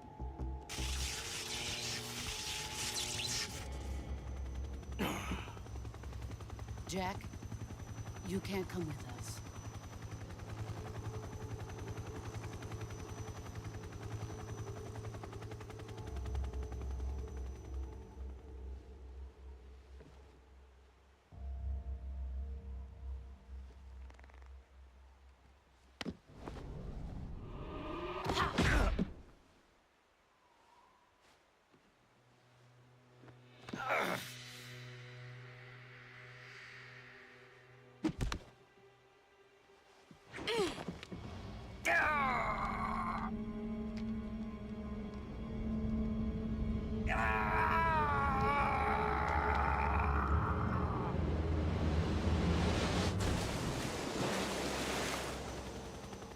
The new blood has been rejected.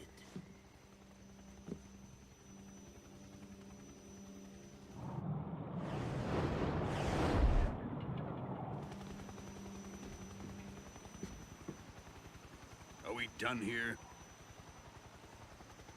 Now, onto Sokolov's research facility. Shagohod is ours.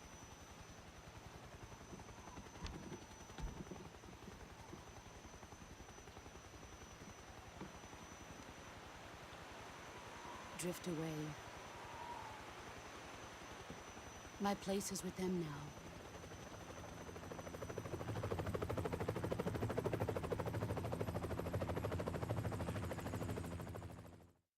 Yeah, so up until the release of Rising, this was probably the wackiest game in the series. but it's still doled it out in slight little bursts. But we have some real cool people that were just introduced there, and we'll get to know them a little bit later on in the game.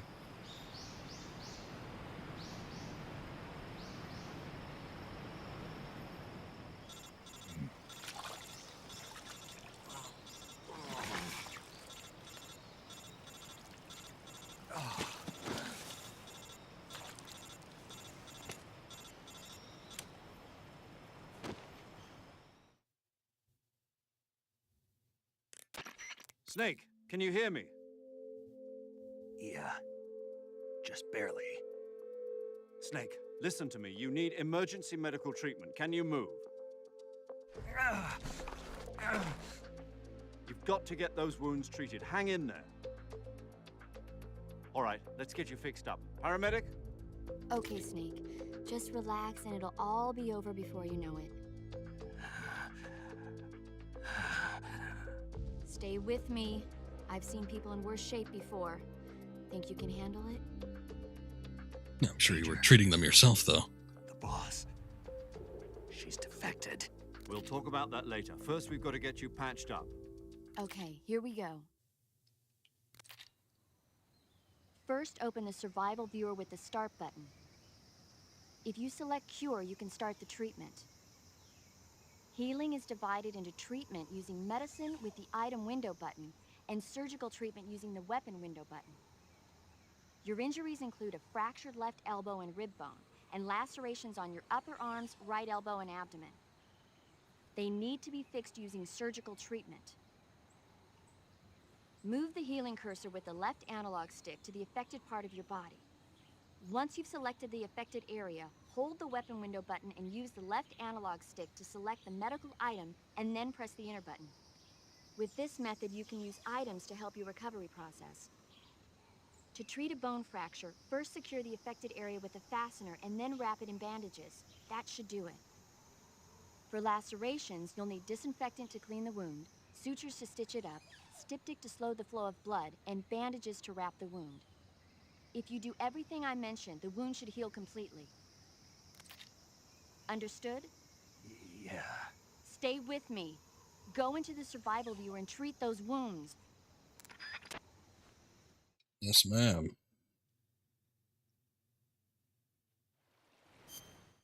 Okay, so it's pretty banged up there.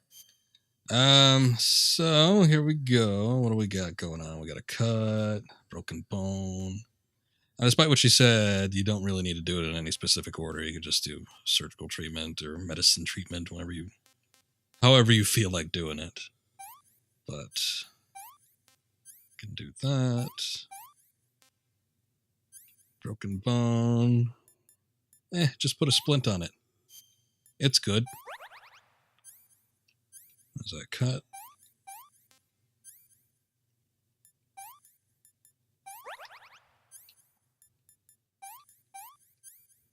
Okay. Need little. No, not that. No, not that. Not that either. Maybe it's in here. Oh, yeah, disinfectant. And, I don't know, styptic? Okay. Oh, wait.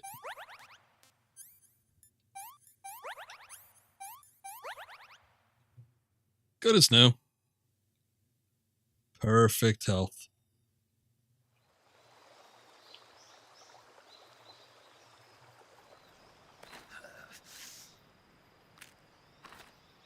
Oh, still got to set the bone in. That one's not part of the survival viewer. No, just let's put it back in place.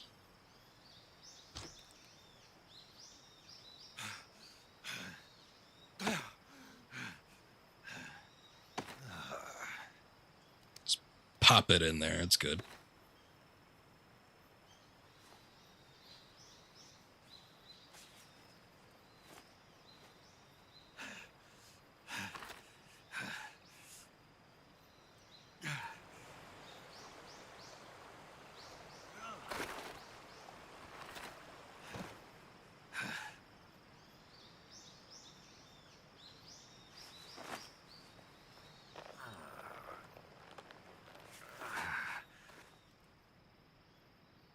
Good job, Snake. We're coming to get you now. Just stay where you are. We'll drop a recovery balloon. Can you set it up?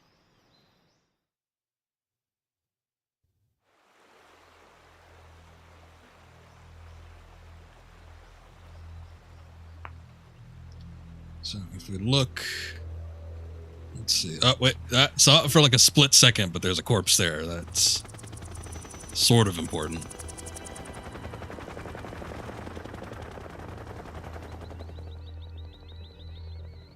It'll come into play later.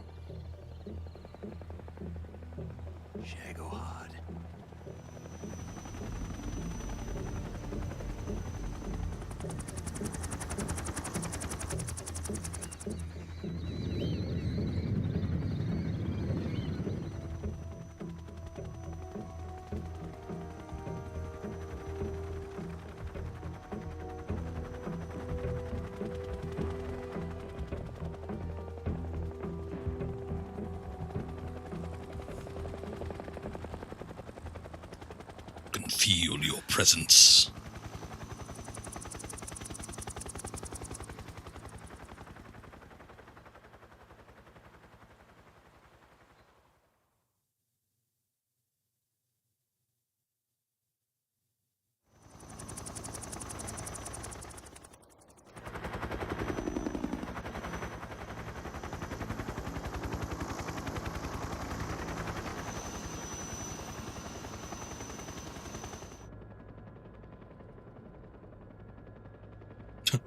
Still mulling over that, huh?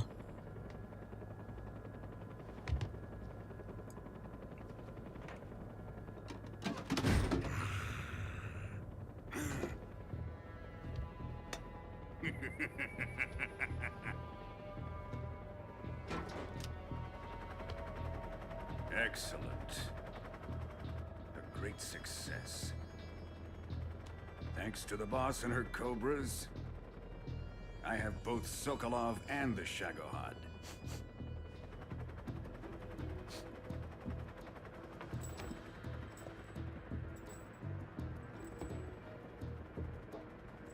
What are we going to do with the girl? Who is she? Apparently she's Sokolov's woman.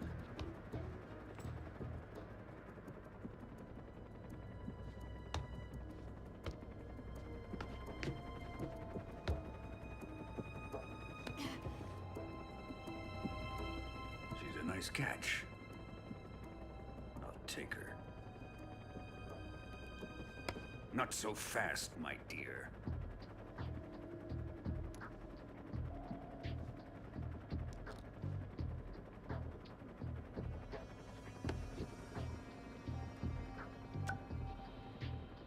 A kiss of death? Are you KGB? We may be able to use her.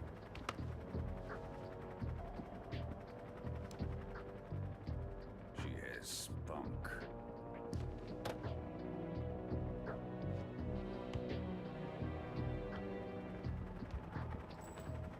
Shall we take her back to the base? Perhaps we should. We have no further use for Sokolov's research facility. I think it's time I gave this marvelous new toy a try. Yeah, just shoot a nuke. Why not? Colonel, even if they are our enemies, they're still our countrymen. But it won't be me that pulled the trigger. It'll be our friend, the American defector. You're going to nuke your fellow Russians? Remember the Alamo. Colonel!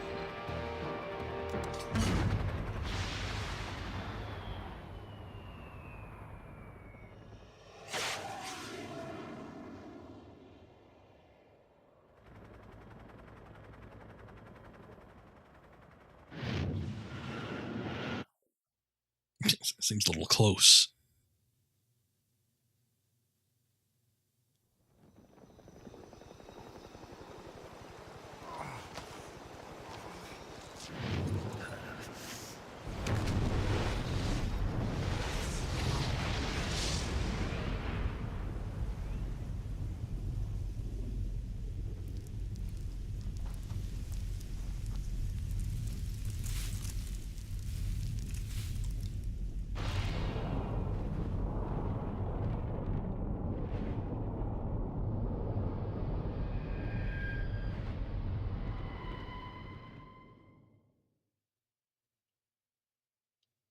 And save game. Although I feel like they should have done that after the next scene. Actually, does that even play in this one? Now I don't remember. It better play. Been humming the theme all night. And day.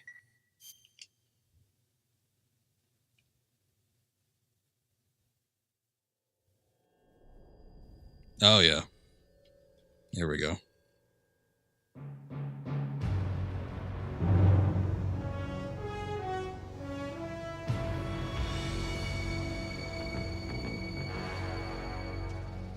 What a thrill, with darkness and silence through the night. What a thrill. I'm searching and I'll melt into you. What a fear in my heart, but you're so supreme. I give my life, not for honor, but for you.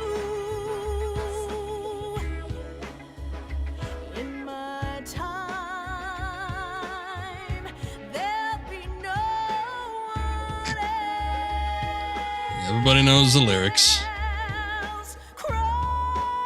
Among certain circles, this is one of the most iconic pieces of video game music. I'm still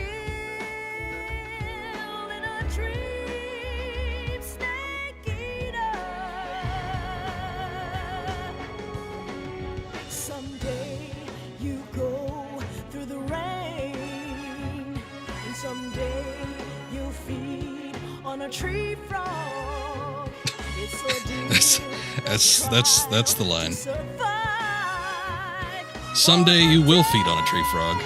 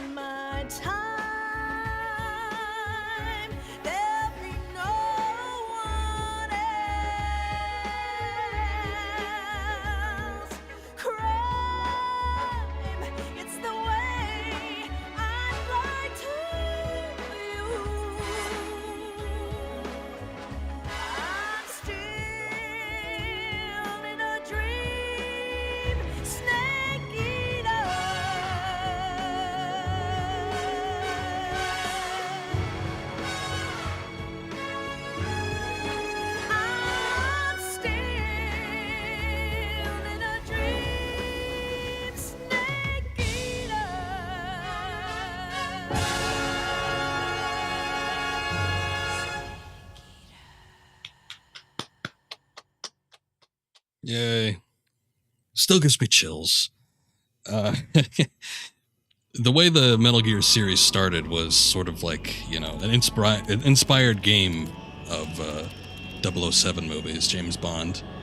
But we've come full circle now, and like Snake Eater is one of the biggest love letters to James Bond probably ever. But it's especially significant when you have an opening theme like that. Antifreeze system shows no problems. No gusts. All systems go for drone detachment. Snake, we can't risk a halo jump this time around. Airspace security is So we're sending you in a jet. We can't get as close to the ground as we did during the Virtuous mission. So instead, we'll be using one of our newest weapons. Snake, you're being given an honor on par with Alan Shepard. This is our last chance. Show your patriotism. If you fail, you'll be back in a hospital bed again, waiting for the firing squad.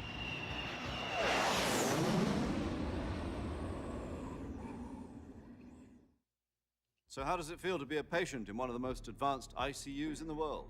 Would you do me a favor and tell the suits about visiting hours? I'll never get better with them assaulting me day and night with their questions. Must be part of the top brass's inquiry. More like an interrogation. According to them, I'm a traitor and an accomplice to the boss's defection. They're just looking for a scapegoat. Does that mean they're after you, too?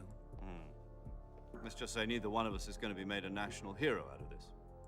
Does this mean Fox is going to die? No. This fox is still one Come step ahead again? of the hounds.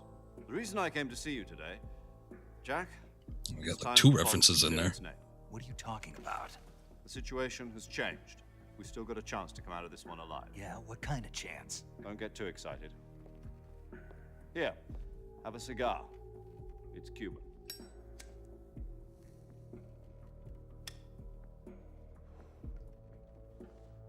This morning, I had a meeting with the CIA. They decided when they're going to execute us? No. Something even bigger. Yesterday, the White House received Bigger than executing us? call. President Johnson? Yes, I hear you, Mr. Chairman. It was a hotline call from Khrushchev to President Johnson. From the head of the Soviet Union? That's right. A few days ago, one of our country's main design bureaus, OKB-754, was destroyed in a nuclear explosion. At about the same time, our anti-aircraft radar picked up a signature that appeared to come from one of your military aircraft. Does any of this sound familiar to you? In retaliation, I have placed our armed forces on secondary alert. Depending on your response, I may be left with no choice but to order the military to maximum alert and unleash Armageddon. With the help of your predecessor, I was able to survive the Cuban incident. But my power is not as great as it once was.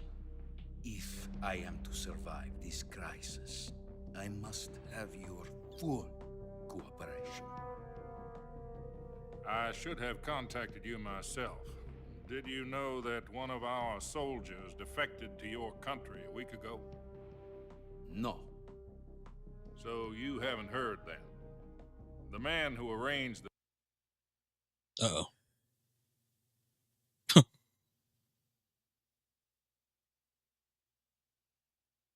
Well. Oh no. Hey, what's up, Deller? You came just in time for the game possibly crashing.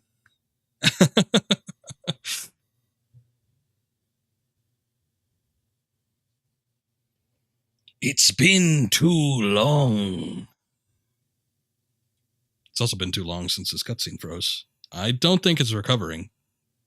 That might be the problem with physical media. Yeah, we might have a situation here. Let me see. I was contemplating whether I wanted to play this off of the PS3 or not. I probably should have. Just because the PS2's disc reader gets awfully finicky. Well, let me reset it. Hold on.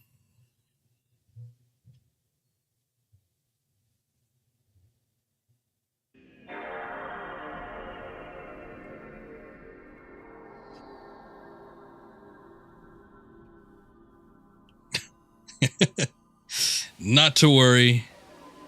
Though, to be honest, this disc is looking a little rough. I'm sure it doesn't help. Yeah, pause for emphasis. We'll see. Yeah, DVD ROMs usually do pretty good in here, but I think I've said it before, but this PS2 I bought used because my other one is kind of shot.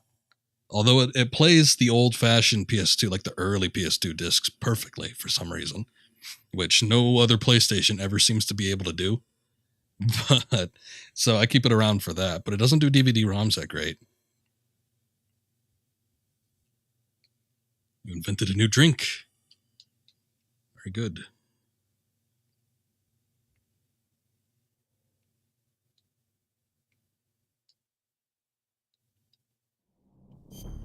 Well, fortunately, we started like right before.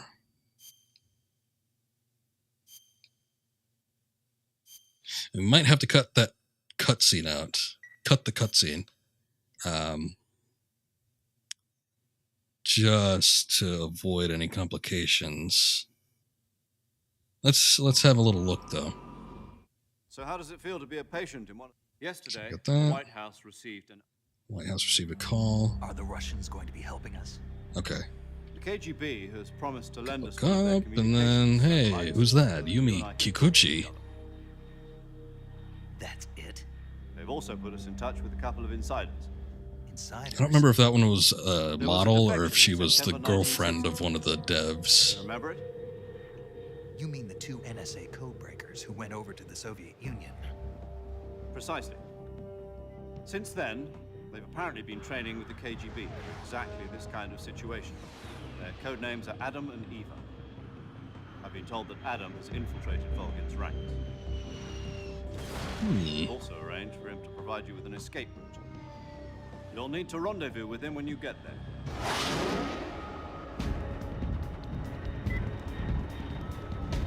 Breaking sound barrier. That's a White Russian with zest of orange. Takes on the flavor of dreamsicle, calling it the traitor. Nobody gets the implications. Well, Control. I guess that's understandable. Altitude 30,000 feet. Try to keep up if you can, assholes.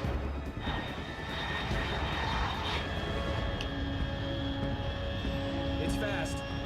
Estimated airspeed exceeding Mach 3. Bearing south. I'm about to lose it.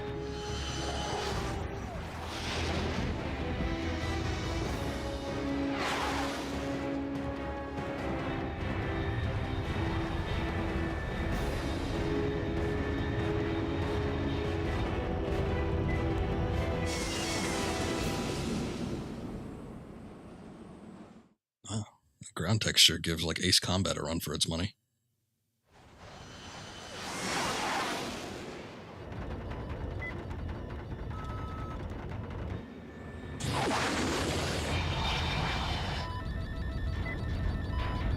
I'm doing PS2 over PS3 because of the pressure sensitive buttons with the DualShock 2. You don't get that with the DualShock 3. So we lose out on a couple key features.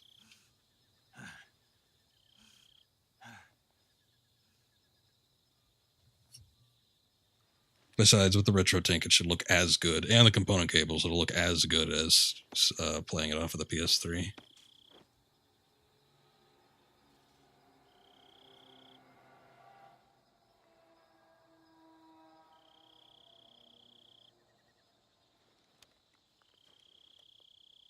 Yeah, the interrogation, looking in first-person view mode. This is Snake. There's a handful of things Loud and clear.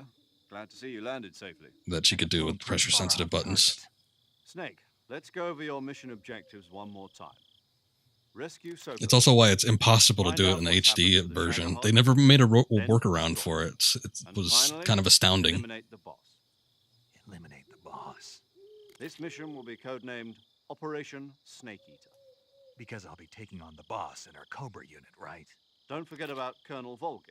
I'm not a hired killer. I know, but that was the Kremlin's demand. Demand? You mean it wasn't just a request? It's a subsistence version, yeah. Khrushchev regime is threatened by the So we get the free mode camera, but we also get some of the current regime helps additions to the game that the original doesn't have. That's what we'll do. And what did the CIA And we don't get the neutering that the HD edition had. The rescue of Sokolov and the destruction of the Shagohod. Roger that, Major Tom. Hold on, Snake. What now? I'm changing my codename. It turns out Tom wasn't the most auspicious choice. What do you mean? Well, the truth is, when I chose my codename, I picked the wrong one. The wrong one? Did you ever see the movie The Great Escape? It came out last year. I don't think Snake watches movies.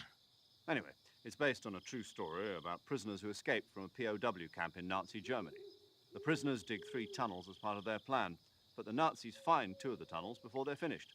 The prisoners succeed in escaping by using the last remaining tunnel. The names of those 3 tunnels were Dick, Harry, and Tom. I get it. You used the name of the tunnel they escaped in as your code name because you thought it would bring you good luck. Yes, that's exactly right. At least. And you chose the wrong one, and the mission failed. But I got the name wrong. The one they escaped in was Harry. Tom was one of the unlucky tunnels. You screwed it over. Thanks Finished. a lot. I watched the movie again just to make sure. In fact, I even ordered the actual film from the movie company. Yeah, it doesn't sound like the greatest name to use. So what should I call you? You know, let's just use Zero, like we've been doing all along. All right, then. Major Zero it is. We'll start over from square one. From square zero. My frequency is 140.85. Oh, I almost And forgot. yes, the Paramedic is with us again on this mission. free camera is a game changer. Last chance too. If we fail, she'll have her medical license revoked. It's more or less the same kind of fate. Her frequency is the same as during the Virtuous mission, 145.73. She'll be recording your mission data as well, just like the last time. That frequency is also the same, 140.96. And there's one more person on your support team. His name is Mr. Sigint. He's an expert on the latest in weapons and equipment technology. You'll be going up against some of the world's most advanced weaponry when you infiltrate the research facility. If you have any questions, just ask him. His frequency is 148.41. Mr. Sigint. Got it. Yeah, like Adam, Mr. Spock. your KGB contact, is waiting for you at the abandoned factory up ahead. The same factory Sokolov was being held in last week. Yes, meet up with Adam first. He's cleared the way for you to rescue Sokolov. How will I know this Adam guy when I see him? You'll know once you reach the factory. The whole area's been polluted by the fallout from that nuclear blast. No one else would dare come close. The password is, "Who are the Patriots?" and Lali Lule Lo. Lali Lule Lo. Gotcha. You've been equipped with a 45 for this mission. Be careful, it's noisy. I thought standard Fox procedure was procure on-site weapons acquisition. The circumstances are different this time. You're now on an official mission for the United States government. It would be necessary to make your presence known to a certain extent, to the Khrushchev regime at the very least. But remember, this is still a sneaking mission. Snake, if you fail this mission, it will mean an all-out nuclear war. Keep that in mind and proceed with extreme caution. Understood. Commencing Operation Snake Eater. Yeah, there's a lot writing on this one.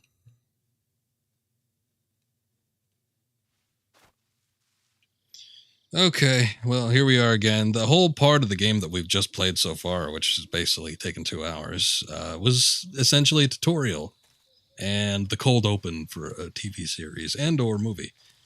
But we've gone through the intros, we've reintroduced ourselves, and now the real game begins. So here we go. Probably introduce ourselves to the team first. Yo, Mr. Sigint. You're Snake, aren't you?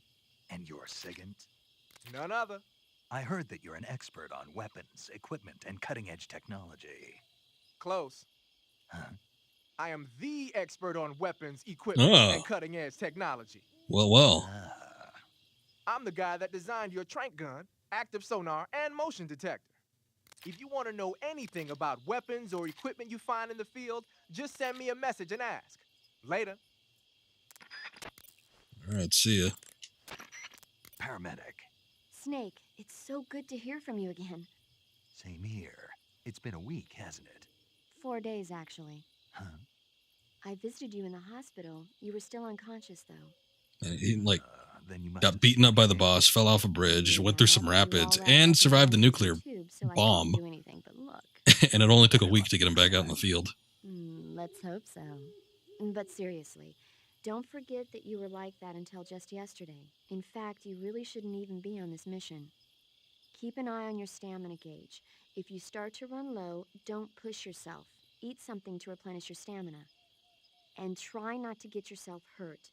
If you're wounded or get bitten by a venomous animal, go into the survival viewer immediately and treat yourself using Cure. Yeah. I can see you still know how to nag. You're welcome. And I can see you still don't know when to keep your mouth shut. Maybe so. By the way, I heard you're going to lose your medical license if this mission fails. Yes, there was talk of that, but the mission won't fail, will it? Of course not.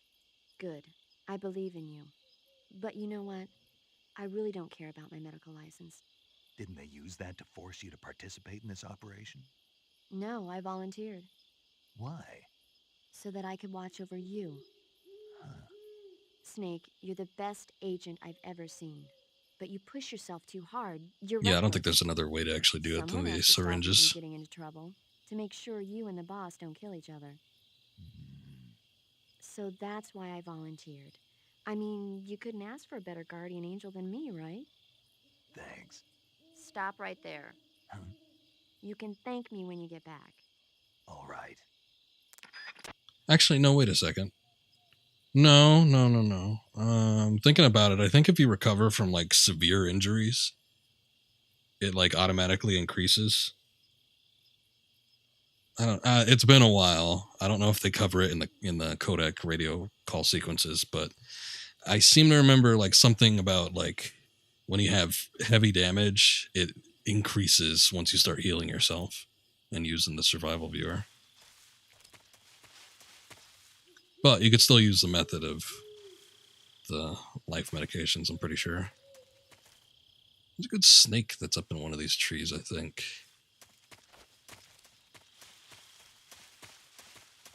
I don't remember exactly where it is. Did we get to keep the... No, we didn't. Or is it in the backpack? I like them thermal goggles. Never mind. It's a bit of a strange concept, but I don't know. Maybe it's a literal interpretation of whatever doesn't kill you makes you stronger.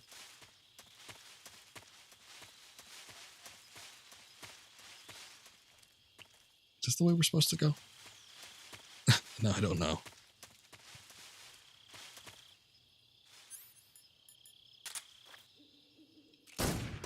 Oh. Wait a second. That's a gun and a knife. How do we get the knife out?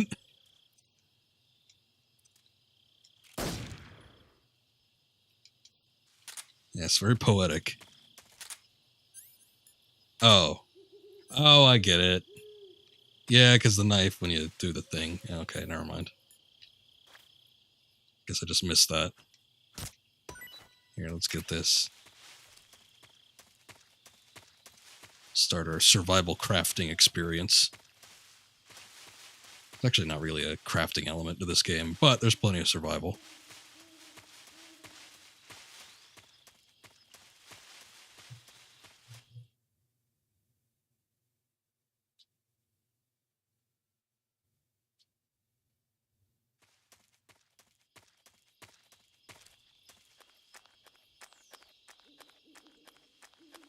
Let's take a look here.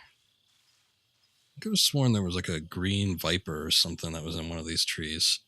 Doesn't really make much of a difference now. I think it is venomous, so you could use it as a weapon if you toss it onto a individual. But if you happen to be going for trophies in the HD edition, you do need to get all the animals. Oh, there it is. And a horse. Oh, wait. Oh, I don't have a means to... Do we not have the trank gun anymore? Hold up. Oh, we just have a calorie mate. That's weird.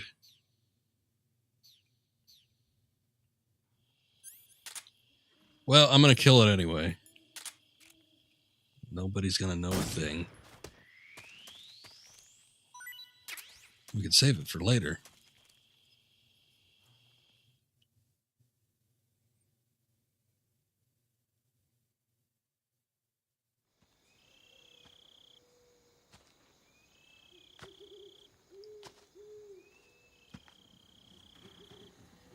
That seems a little conspicuous. I don't know if the whole jet dissension was the greatest idea.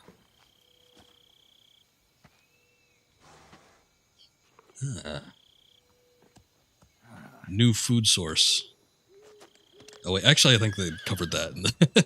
I'm stealing jokes from the theater viewer. Shame on me. Looks like death wasn't ready for you yet.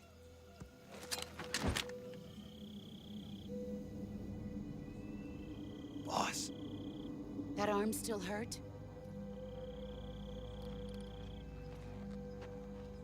What are you doing here?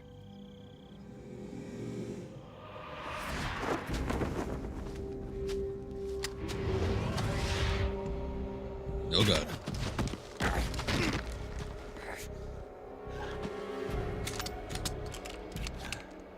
Stop breaking my guns. Go home.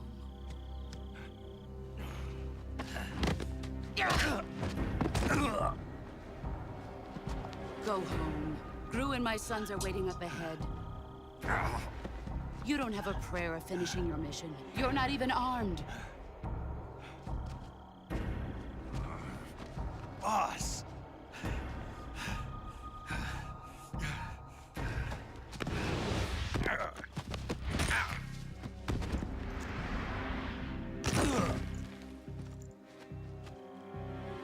I'm not your boss anymore. There's nothing for you here. Go home. Go back to your boss. There's no need to prove that you are virtuous here. This isn't America.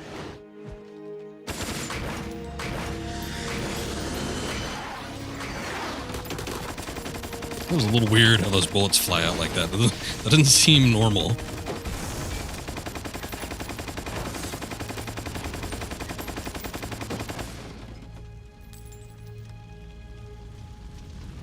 That should stir things up a bit.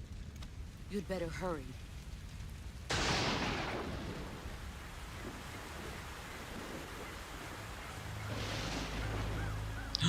The hell? The border is 60 miles south of here.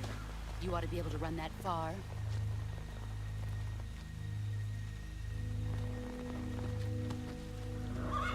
Why'd you defect? I didn't. I'm loyal to the end, to my purpose. What about you, Jack?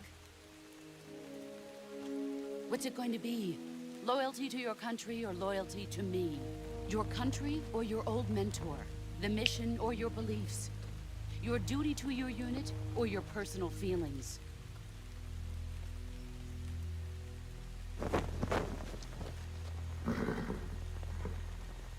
You don't know the truth yet. But sooner or later, you'll have to choose. I don't expect you to forgive me.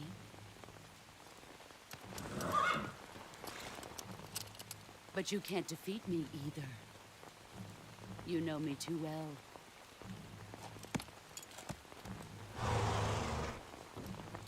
Just look at that bandana. If you can't put the past behind you, you won't survive long.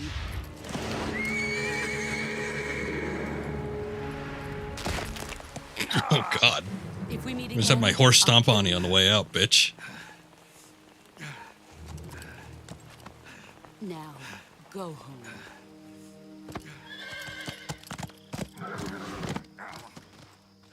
Boss could have done better. In what sense?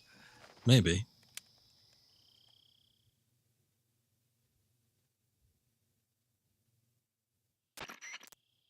This is Snake. Major Zero. I read you, Snake. I was ambushed by the boss. You were what? The drone's been shot to hell. It's up in flames. That's not good. Enemy scouts are going to come looking for you. Yeah, I know. But what was the boss doing here in the first place? There's got to be a leak somewhere. No, that's impossible. The man the boss is working with, Volgin, isn't exactly on speaking terms with Khrushchev. I lost my gun. The boss destroyed it. Snake, I know how you're feeling. It's hard for me. Every sense? Oh, okay. Legendary hero like the boss would go over to the Russians. But she'd double-cross us like this. But that's how it is, and if you don't accept it, you'll never be able to beat her. That's not the problem. In terms of sheer technique, I'll never be able to beat her. I know that all too well. You've got to do it, Snake. She's your enemy and your objective. Enemy? We were together for 10 years, and now you tell me she's my enemy? Enough. Hurry to the factory where Adam is waiting. Scouts have probably already been sent out to investigate the explosion. You've lost your weapon, right? That means you've got no chance of winning in a battle situation. Whatever you do, don't let them see you. Well, you gotta remember her words, though. She's loyal to the end, so we'll find out what that means, but we can interpret it how we want for right now. Anyway, these assholes come up here pretty quick, so we might as well get a jump on it and start hiding. Let's get that camouflage on. All black actually working. I'll slap some woodland on just for reasons.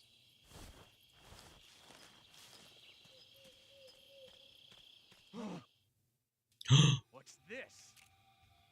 HQ? It's a flaming jet. This is HQ. Patrol here. We have evidence of an enemy intruder. Commence alert formation. Acknowledged. Sending reinforcements. Use extra caution. Okay. Let's see if anybody's got anything that's actually I'm going to save. You want to save? Might not be a bad idea.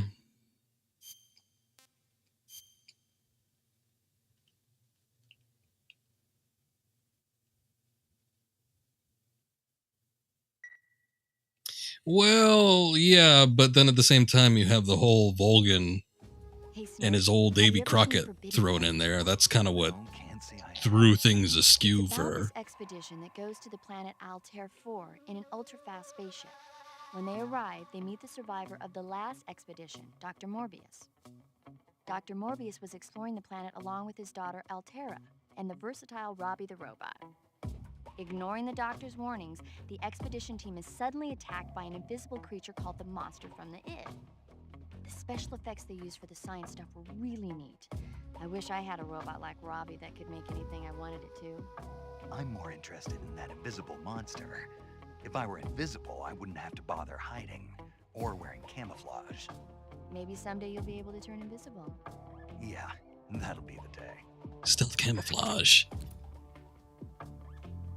Alright, let's see what happens here. It's usually not a good idea to try to sneak out of here, but, you know, could give it a try.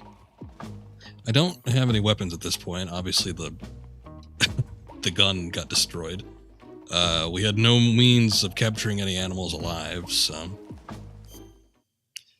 can't use any snakes.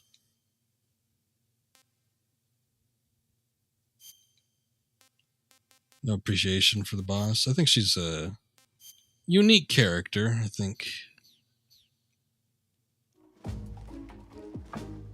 I feel like it would have been better if they kind of, I don't know, explored her a little more or inside this game instead of outside of this game. Because it seems like, here's the thing, for those that aren't familiar with the Metal Gear universe, the boss is a catalyst for a lot of shit. And the fact that she's covered so sparsely in this game kind of makes it a little weird to wrap your head around when she's considered such an important figure in some of the later ones. So I always felt like they could have done her a little bit better. Kind of just like exploring her character in this one in particular. But you sort of get a sense of it. And especially, I think, replaying this game after going through all the other ones, you sort of have a deeper appreciation for her with the information that gets uncovered later on.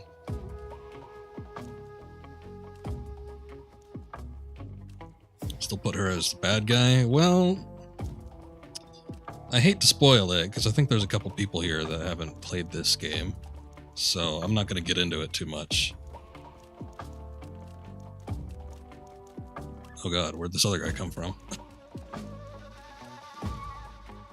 But here's the thing, the deal with her is that things didn't go according to plan for her. So there was very little she could do in her position.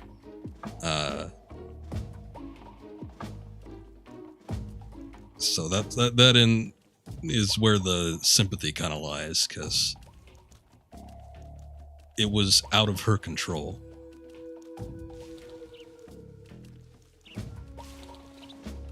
Nah, it's not a huge issue, I know, especially for vets of the series like us. And there's definitely a couple people watching here that know this series backwards and forwards, but yeah, just not to delve into it too much.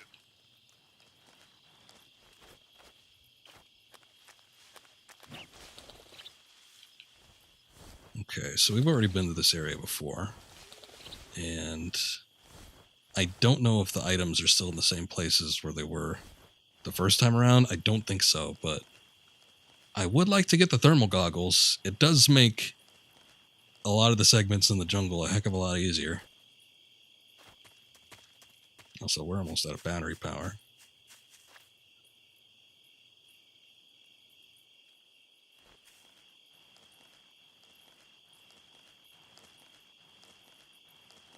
She took the lazy route of power. But was she seeking power at all? I don't know.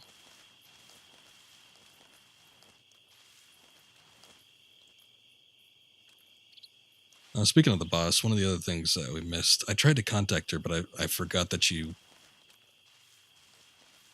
lose the ability to contact her like halfway through the opening sequence.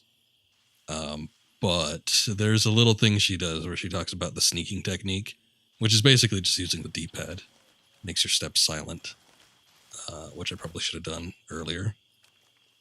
But she goes into the description that Master Miller does with the... Oh, whoops. I pushed too hard on that one. See, that's where the pressure sensitivity comes in. You have to hold the circle button lightly if you don't want to kill them. But if you just press it down, then you just slice their throats, which I guess is fine. But she goes into the description process for the sneaking method that Master Miller does in Metal Gear Solid.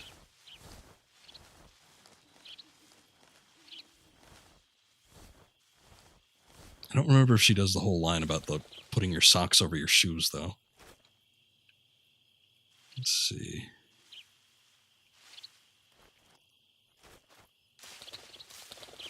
Okay, well, the thermal goggles definitely aren't in that one.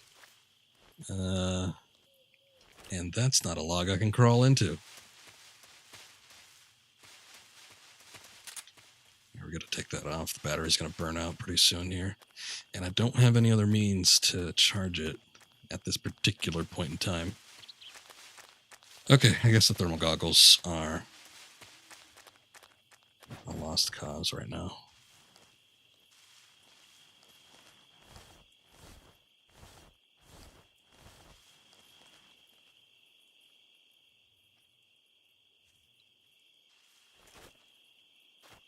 So this guy doesn't see me. I'm just going to go move on to the next area because I don't think there's anything else we can get.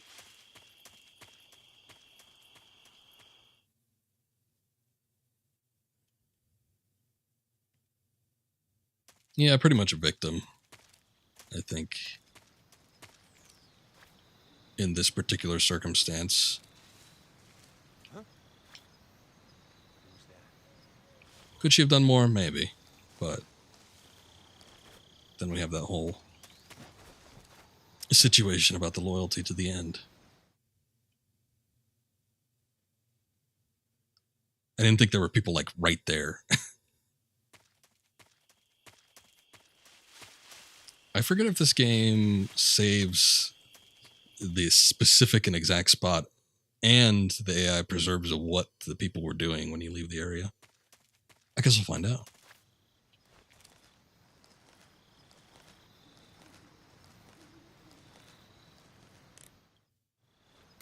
See if we have any other things going on here. Major. Snake, the boss is your enemy. You've got to accept that reality. Adam is waiting for you at the abandoned factory to the north of your current position. Head north. Short and Snake, sweet. Unlike the virtuous mission, this is a night operation. You'll be encountering nocturnal animals that you didn't encounter your last mission. A lot of people were pulling Some for of them are venomous, like a game based around the boss and the Cobra unit, which I think would have been interesting, but the poison will spread through your body and rapidly drain yeah, I your still life feel force. like If that's a little the bit case, more of go an into the in-depth pure exploration of her screen and character survival probably would have immediately and inject helped, yourself with especially the with a lot of the groundwork Got it? that she's supposedly supposed to lay for everything else. Sounds like the Cobra unit's members' names came from the specific emotions they each carry into battle. Emotions? Yeah. For unbearable torment, the pain. For true oblivion, the end. For infinite rage, the fury. For absolute terror, the fear. And for unsurpassed bliss, the joy. The joy? It's another name for the boss, because of the joy she feels in battle, I suppose. During the war, she had a partner named the Sorrow. Sorrow and joy. They say there couldn't have been a more perfect pair. Well, why haven't we seen him then? Or have we?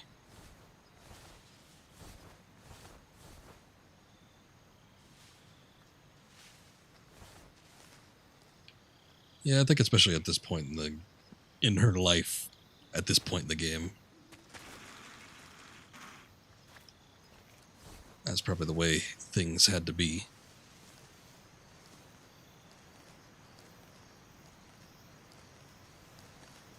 Now, if I remember right, I can't do this because I don't have a suppressed weapon, but you can shoot the ropes on the bridge while people are crossing it, and then they just stumble and fall. Unfortunately, I've got no means to actually do that. We'll get a weapon eventually, but this whole segment we have to go through without anything, so it kind of sucks.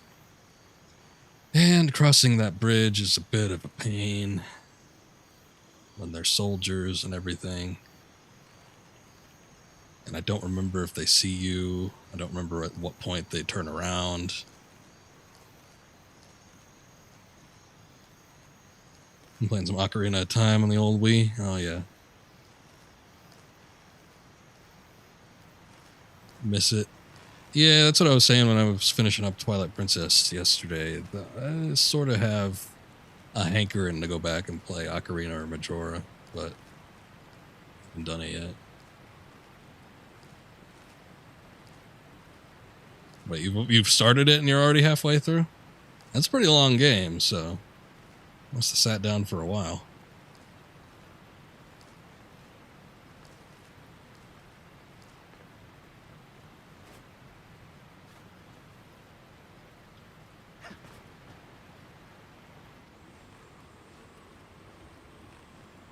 Okay, maybe this is where we get the other camouflage. During this particular segment, let's take a look.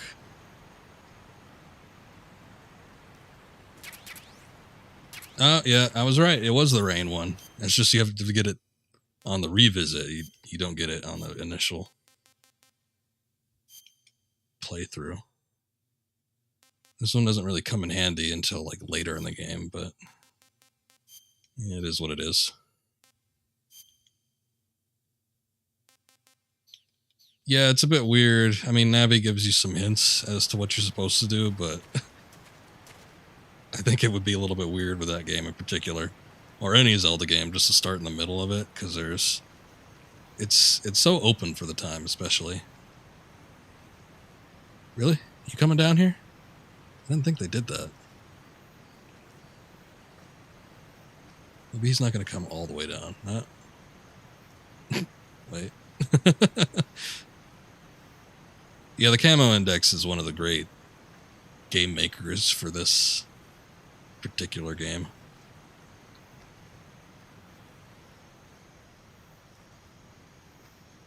Yeah, lowering your position raises it.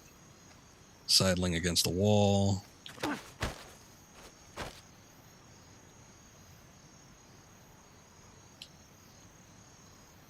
Okay, I don't remember how to interrogate. I need to bust out the manual, but I'm in a bad position.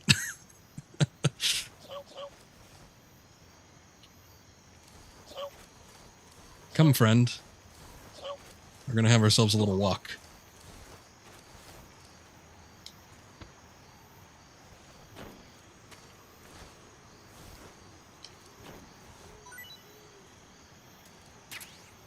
All right, chef grenade.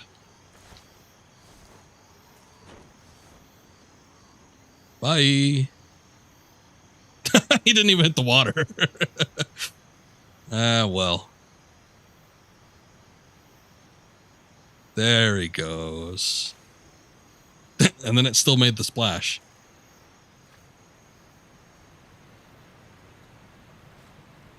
MGS4 shit on it.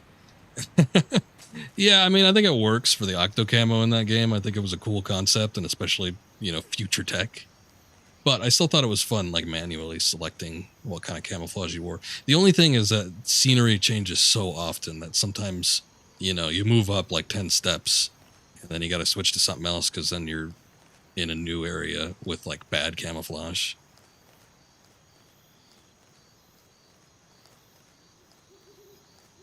You're talking about the in-game date or when it actually released? Because that game came out in 2008, but it takes place in 2015, I believe. I think, anyway. Hold up.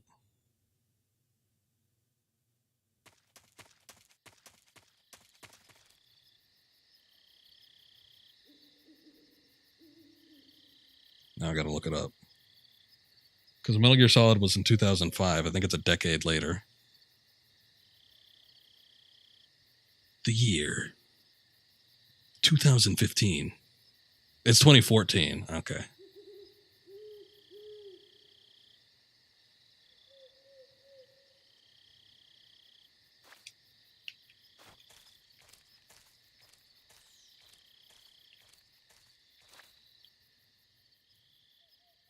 Yeah, I didn't quite get it on launch, but I got it a year after. So it was still pretty new. Definitely wasn't a greatest hits yet.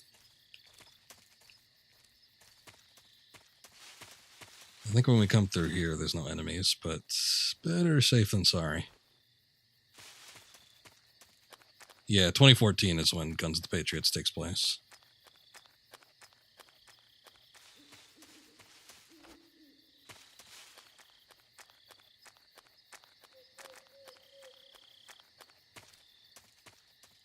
Okay, yeah, pretty sure there's nobody around here. Good, we have free roam at the place. We can get what we want. There's an AK. Oh yeah, no. Metal Gear Solid 4 was a great game. A lot of fun to replay, but of course we've had our discussions on that. I have gotten burnt out on it. Although after playing the series, because we went on hiatus with Metal Gear Monday for like, I want to say a year, maybe longer than that. But after playing through the rest of these games here, I'm kind of gotten the hankering to play it again. Same thing with Legend of Zelda. Like that action, Snake. Just smooth yourself over the quarters. Okay, is there anything in here? Got some rats. If I had that fork. There we go. Give me that rat. Thanks. Not just a regular rat, an R rat. Snake, unlike the Virtuous mission, this is a night operation. You'll be encountering nocturnal animals that you didn't encounter your last mission. Some of them are venomous, like the king cobra, so be careful. If you get bitten by a venomous animal, the poison will spread through your body and rapidly drain your life gauge. If that's the case, go into the cure screen and survival viewer immediately and inject yourself with serum. Got it? Did we not cover venomous snakes? What about my rat? You don't want to talk about my rat?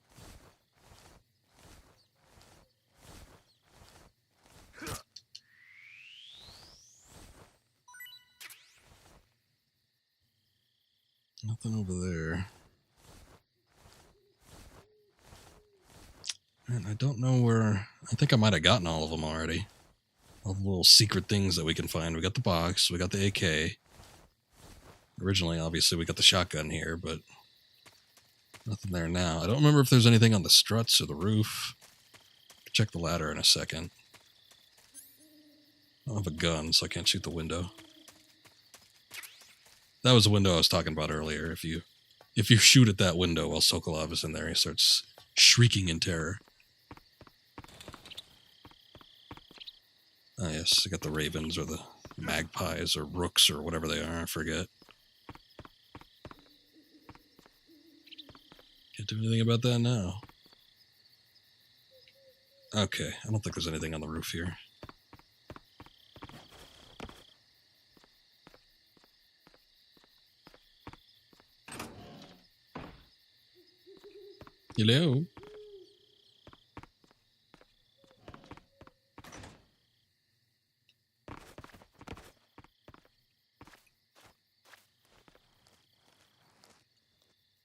want to say we could go through there, but I think something has to happen first.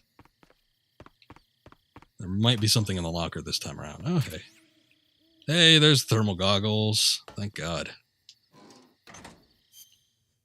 Okay, these are a lifesaver in certain situations, especially when you're dealing with electrical equipment and or traps that happen. Time period. I'm gonna try. We'll see what we can do about that. That's not gonna happen this stream. That's a little bit too far. But I will see if I can get all the secrets that I can remember. Particularly with the end, there are so many different things that you could do with just one character. It's kind of astounding. Actually, I need that cardboard box. Give me that. Ah, shit. Anti-personnel sensors. Nah. Sonar, not right now. Cardboard box, binoculars, survival pills, cigar. That's all fine. Okay, we're good with that.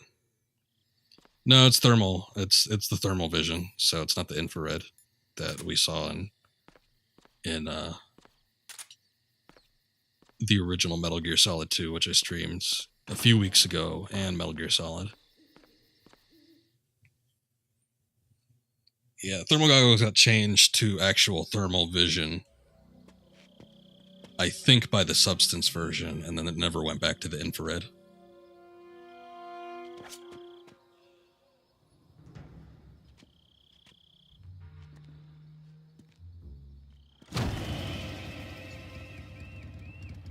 Sorry I'm late. Cut the engine. They'll hear us. Are you the agent they sent? Are you Adam? I thought you were supposed to be a man. Adam couldn't make it. All right, say the password. Who are the Patriots? Who are the Patriots? Answer me. Who are the Patriots? Trapped. I don't know. Get down!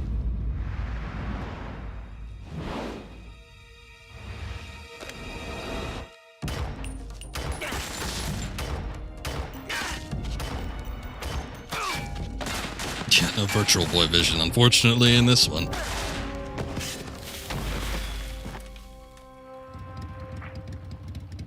Thermal vision does hurt a little more to look at, but still, it's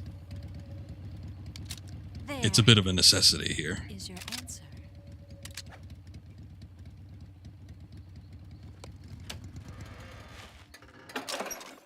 Can you turn off that goddamn bike now? Okay, good.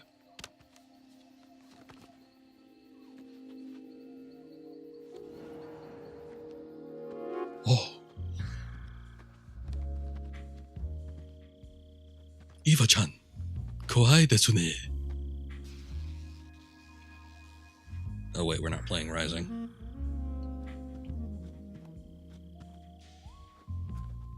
The name's Eva. I could tell. Dun dun dun dun dun dun dun dun.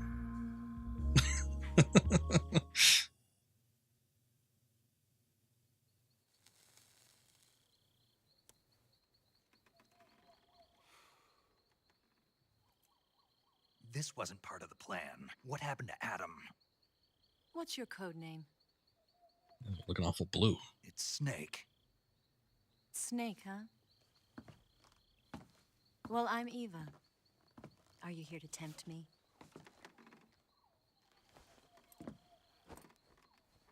What happened to Adam? Yeah, it's better Colonel crudity, but Logan is a very they do go suspicious for man. He the more decided Adam realistic wasn't the sense right of thermal person for his vision. mission. And you were. Yes, Why?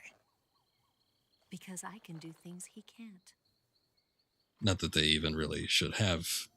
I heard you. Would they have had thermal vision in the 60s? Thermal goggles? I don't was. know. 4 years I ago, don't think defected I don't to think the so. Soviet Union with Adam. Mauser military. The broom handle. It packs quite a punch. Nice to have when you're on a bike. You held it sideways and used the muzzle jump to create a horizontal sweep. That was impressive. Bet you've never seen that technique in the West. It's imitation, isn't it? Yeah. It's a Chinese Type 17 pistol. Around here, even that's hard to come by. Don't worry, though. The one I've got for you is American-made.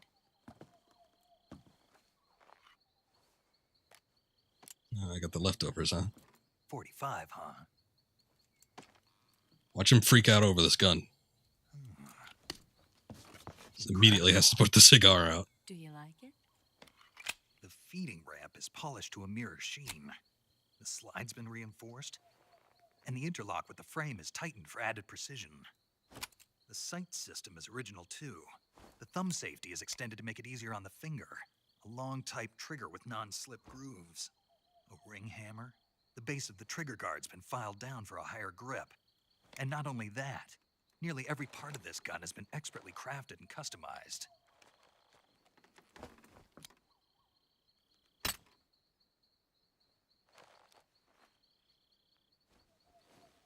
Where'd you get something like this? I grabbed it from a Western munitions armory. It probably used to belong to one of your officers, and there are more where that came from. Yeah, but nobody wants that. We got a 1911. You had this with you, didn't you? Better take this too. What's that? Yeah, original Metal Gear Solid 2, Sons of Liberty. A disguise. Had the Virtual Boy vision. Here to rescue Sokolov, right? It had the infrared. They changed it when Substance came out. He's being forced to continue his work on the Shagohod. Where? At the lab. They've got a whole army of scientists there developing new weapons. But Metal Gear Solid 3 from the start always had the more accurate thermal vision. So it wasn't something that they changed later in Subsistence. We'll see, won't we? Tell me how to get to the lab. The safest way in is from the rear. First, you'll need to head north through the jungle. You'll come to a heliport used for shipping materials. Pass the heliport and continue north, and there will be a large crevice. Descend into that area, and you'll reach a cave. Move through the cave, and you will arrive at a mangrove swamp. After the swamp, there'll be a warehouse. That's Make a lot of your instructions. way through the warehouse, and you'll come out just south of the lab. Got it. And just what are you doing there? In close-range combat, a knife can sometimes be more useful than a gun.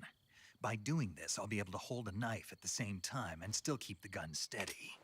Learn that in Resident Evil I 4. can instantly switch between a gun battle and a knife fight. But thanks for the advice, boss.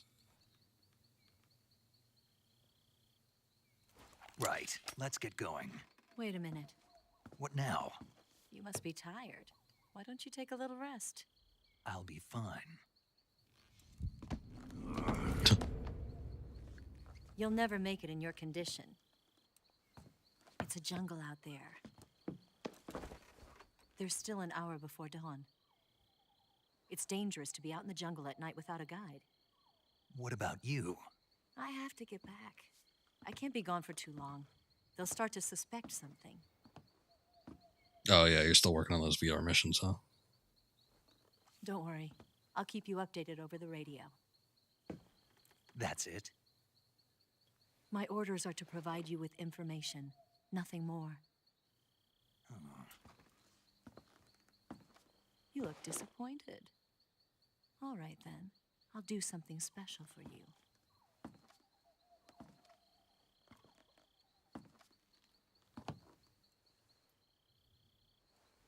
I'll stand watch until dawn. Now be a good boy and lie down.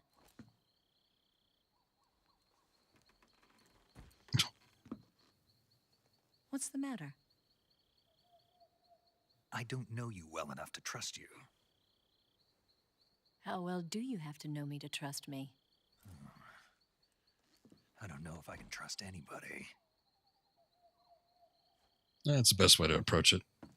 Don't trust anyone. Learned that from Indiana Jones. But thanks anyway.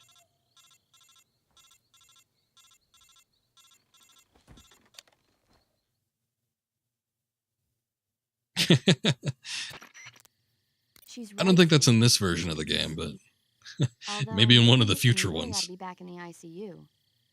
Whenever you save the game and quit, you'll go to sleep.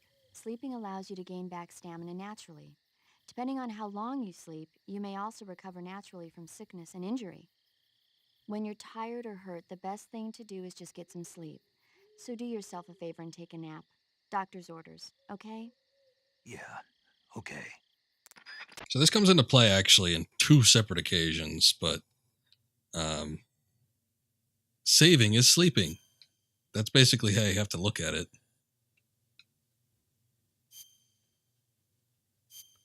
But overall, it's not like there's any sort of time progression or anything that occurs. Except in 2 very particular instances.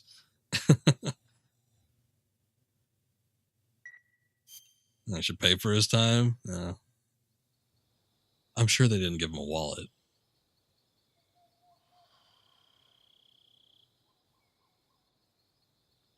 That's how I sleep on the weekdays.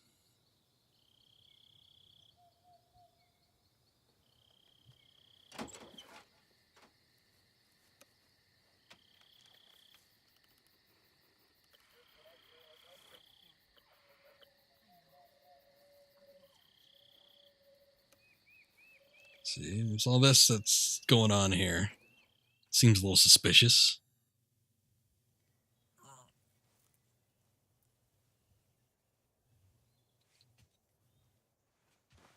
Whoa.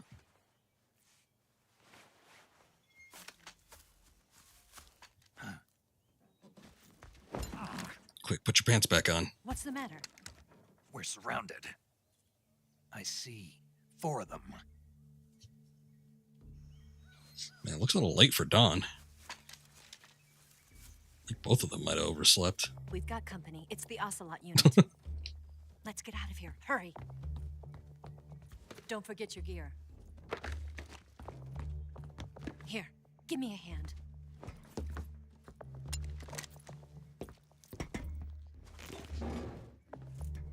Ah, see, the bed couldn't move without a second person. It's a 2-man job.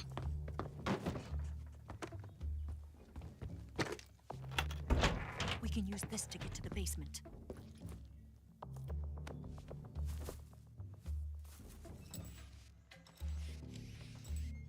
Damn it, Ocelot.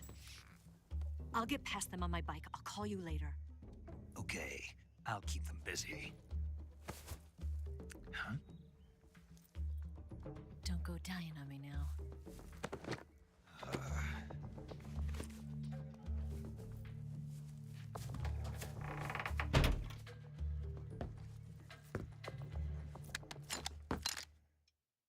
Don't have to confer, do we? I think I'm going to do it anyway. 2 different approaches we can make in this particular room. I could just wait. Well, I could wait in here and just, start shooting. Could go into the locker, or could go down into the crawl space area. It appears you've been completely surrounded. Yeah, so I gathered. If Eva is to escape from there... Right. I'll have to take them all out. Snake, you must defeat all the Ocelots. That's the only way to ensure Eva's safe escape, as well as your own. But you're up against a lot of them. Don't try to take them head on. Approach them without being seen and dispatch them one by one. And don't forget to use your camouflage. When you have a serious injury, like a gunshot wound or a burn, your maximum life will decrease. So if you're seriously hurt, go into the survival viewer immediately and use cure to treat it. Good advice. Always like behind the boxes, outside the room. Yeah.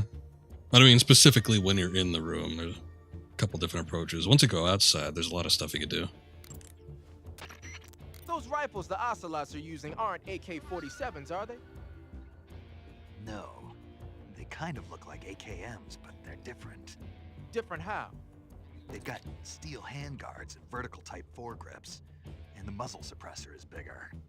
A carbine version of the AKM, huh? Hungary has a unique modified version of the AKM called the AMD-63. I heard something before about them making a prototype carbine version of that. My guess is they probably imported some of those prototypes. If they're using a carbine version of the AMD-63 like I'm thinking, then they could be a serious threat. Those things handle better than the AK-47s, especially at close range. And don't forget, the ocelots are elites. They're gonna be better shots than normal Spetsnaz, and you're that much more likely to get seriously hurt. Keep your eyes open.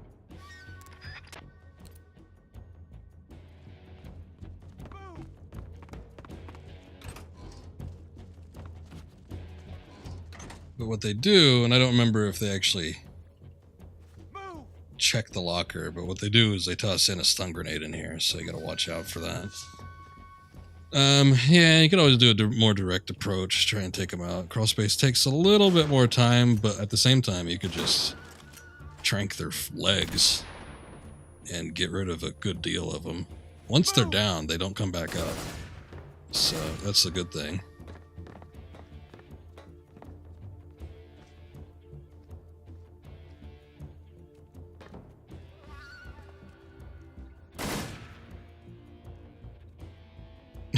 Did we lose him? What? Not here? Not here. Not here?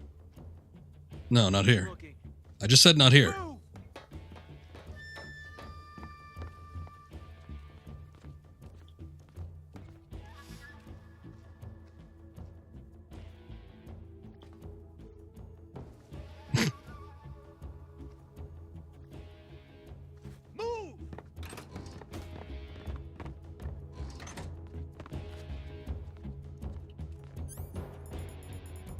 Okay, whoa. That's not what I wanted to do. So the battery recharges over a little bit of time, but motion detector helps out with this one.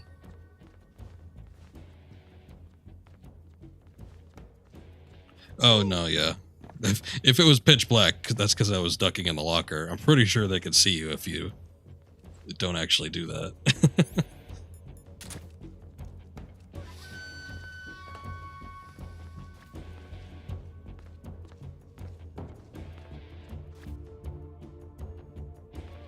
So there's 8 of them. This gets a little tricky in certain situations.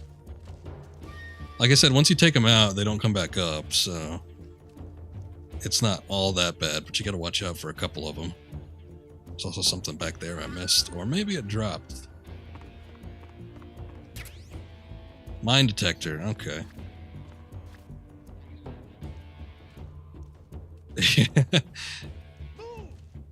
Twix moment when you hold the top buttons, basically.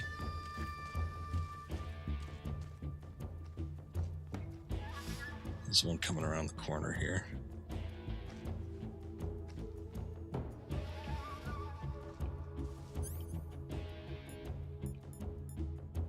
$1911A. I should have. Let's see. Give me that Mark 22. Stun grenades. Maybe. Smoke grenades, I guess. Chaff grenades, not so great. If you time it right, you can get into the crawl space and drop a stun grenade. And you could take out like 4 of them in that room. But it's not always the easiest thing to do. What? Oh. I didn't know this guy stood in the corner like that. I see him.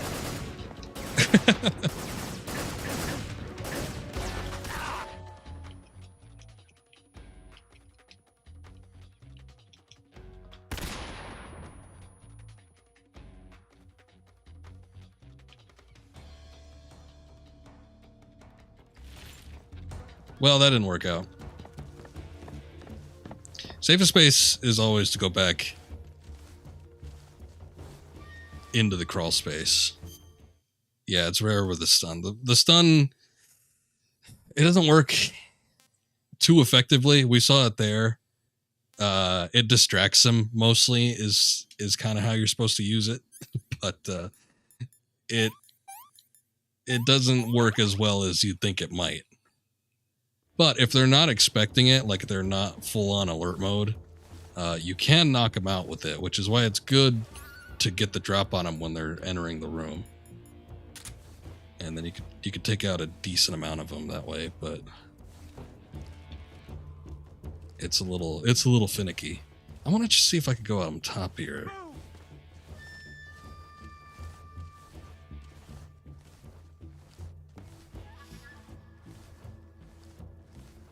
because the one you always got to watch out for is there's one that camps out on the roof. But at the same time, you got to watch your surroundings, make sure you're not getting hit.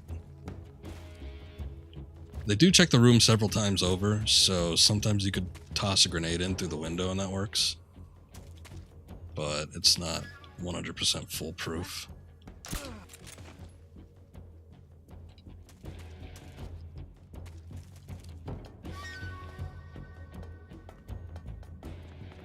Yeah, perfect moment, basically. Got you in the head.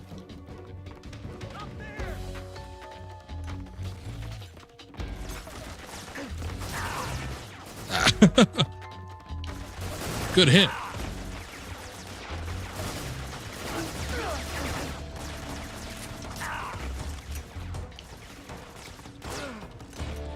I've lost the finer details of the combat here.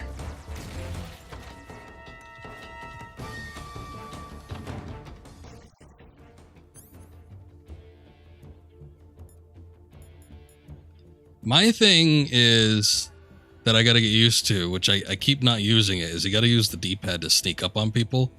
Otherwise, it's not going to work. They'll keep detecting you. And I'm not used to that yet. I say it now, but I guarantee you it's going to happen again.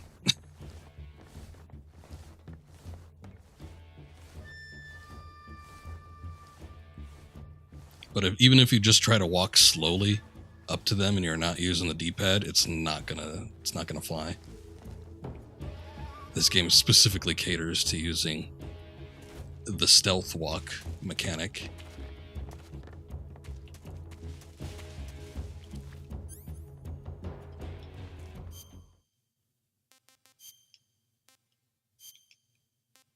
Let's see, give me that leaf.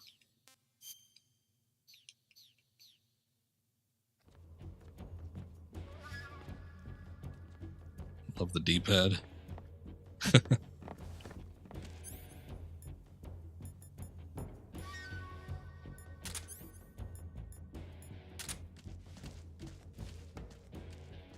gonna try and get these guys, but they're moving a little too quick for the stun grenade. What's wrong? What?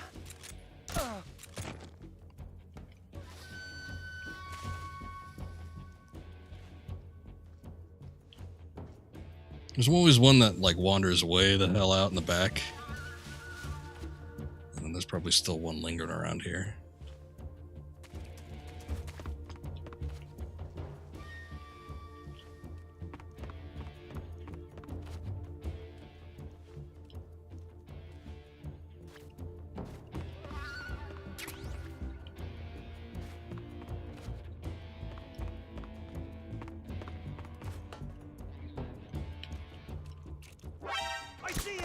Damn.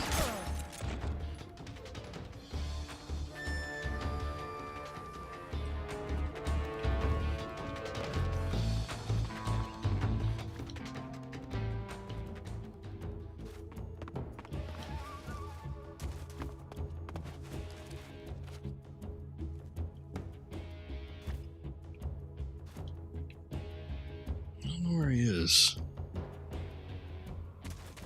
I already got the guy that's near the entrance. There's one guy that always camps out back here. And he's down. There's one guy that always roams out back, but sometimes he comes in a little bit. I guess I'm not seeing him though. So he must still be out there somewhere. There's always the one guy on the roof, and then everybody just wanders around the map. Everybody else, that is. So this guy must be up here, out there rather, somewhere. I just don't know where. Maybe I will change the camouflage. Let's see. Is there anything that works a little better up when you're just standing? Naked? Squares. Okay. What? Let me see if I can... Okay. That's how you do it.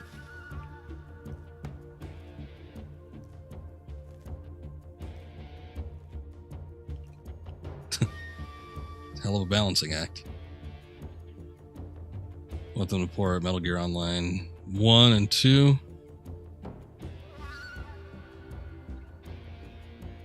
Oh, to PC. Well, you can connect it to servers, and you can obviously connect the PS3 to the servers. So that's still a thing. You talk to the developer. Developers never played Metal Gear Online 1, really. Somewhat surprising. 2 was the one that garnered the huge fan base, but 1 was kind of fun. I didn't love it as much. Oh, look, there he is.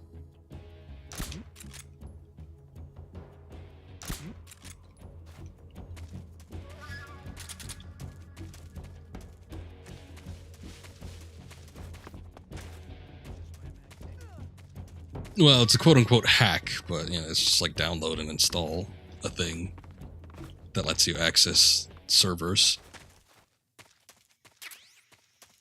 Smoke grenade. I don't know if these guys drop anything significant. Yeah, 2 is a great online experience for a game. Especially, it was like you could go balls to the wall with the mechanics of Metal Gear Solid 4, which in the main game you're restricted because, you know, it's a stealth game. But even if you did want to kill people, Snake just vomits after what, like 10? So there are several things in place that prevent you from having a quote-unquote good time.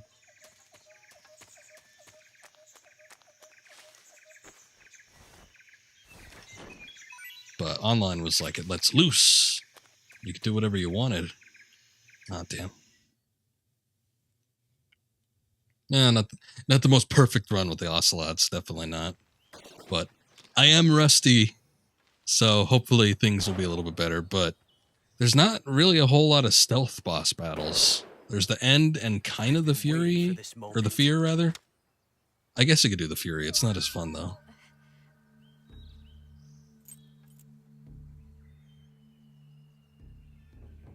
That's it. That's the stance. I don't think so. What? A female spy? Couldn't tell.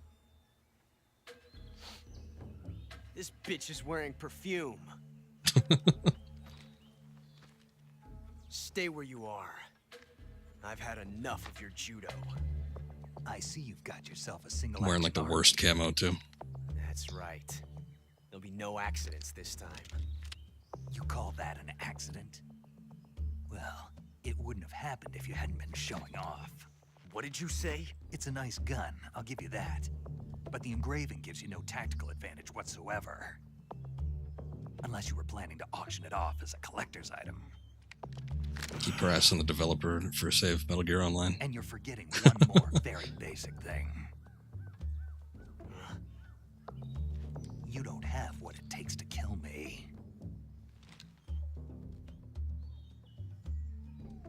We'll see. 6 shots.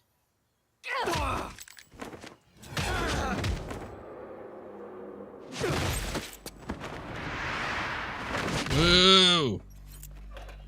Doing the flips. It's not over yet. Let's see how improbable this is.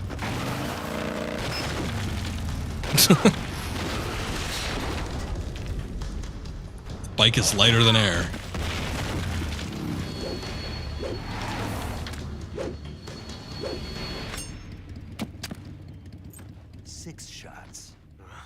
That thing only carries 6 shots. The Makarov carries 8. You have to get a feel for how many you have left.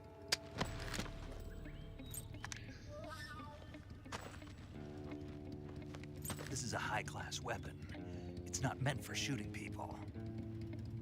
Yeah, when it's a hobbyist thing, sometimes it's hard to find motivation. There you go. This isn't over yet. Don't. Why? He's still young. that shot of him running through the forest. Damn Damn it! I've got to get back before he does.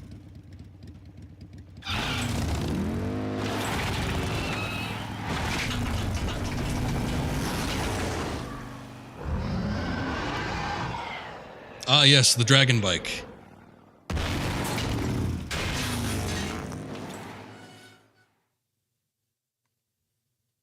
Tell him to set up a Patreon or something.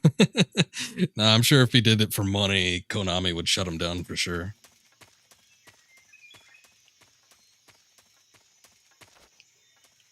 Wait, no, we can. There we go.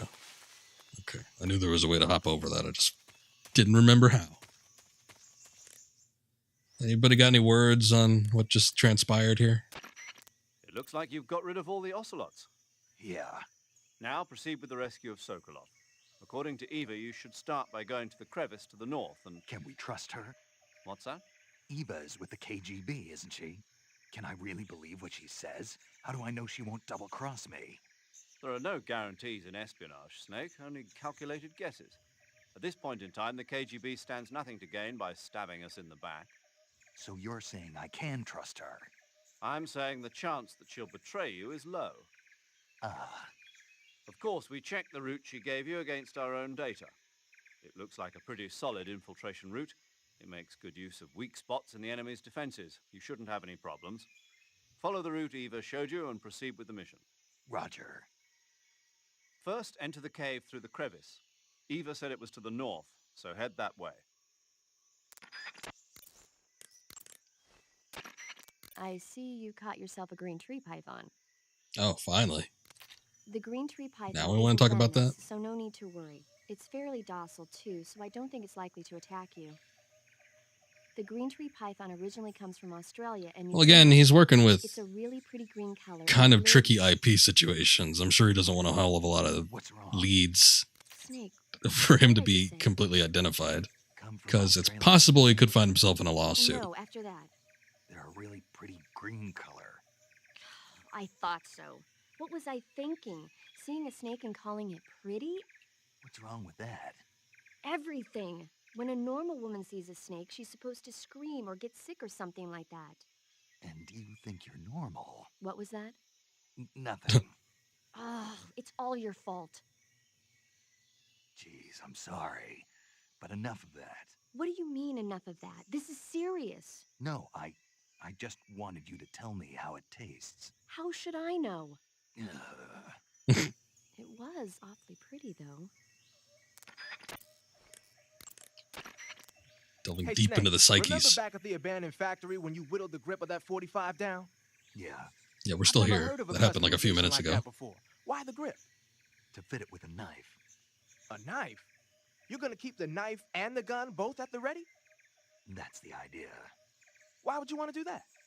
Sometimes a knife works better in close proximity encounters. So I equip both at the same time. That way I can switch back and forth in an instant. Badass. So that's that. CQC. Okay, Randy Pitchford.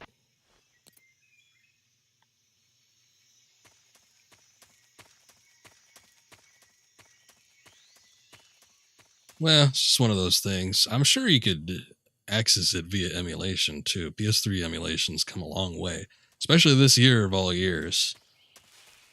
So, probably wouldn't be too impossible to tinker around with that instead of having to do anything with the actual physical PS3 You want unit. to save? Hold on a sec.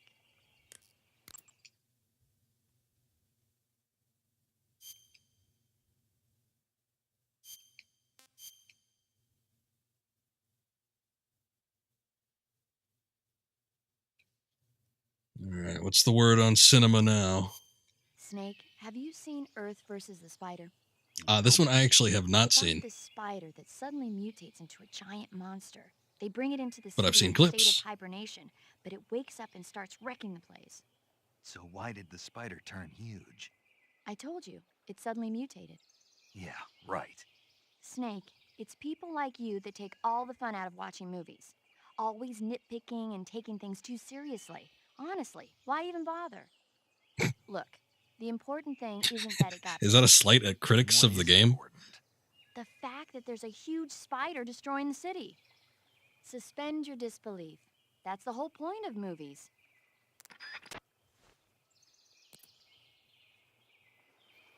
Well, here's the thing. I'm sure Sony's not going to be supporting the PlayStation 3 forever, so at some point,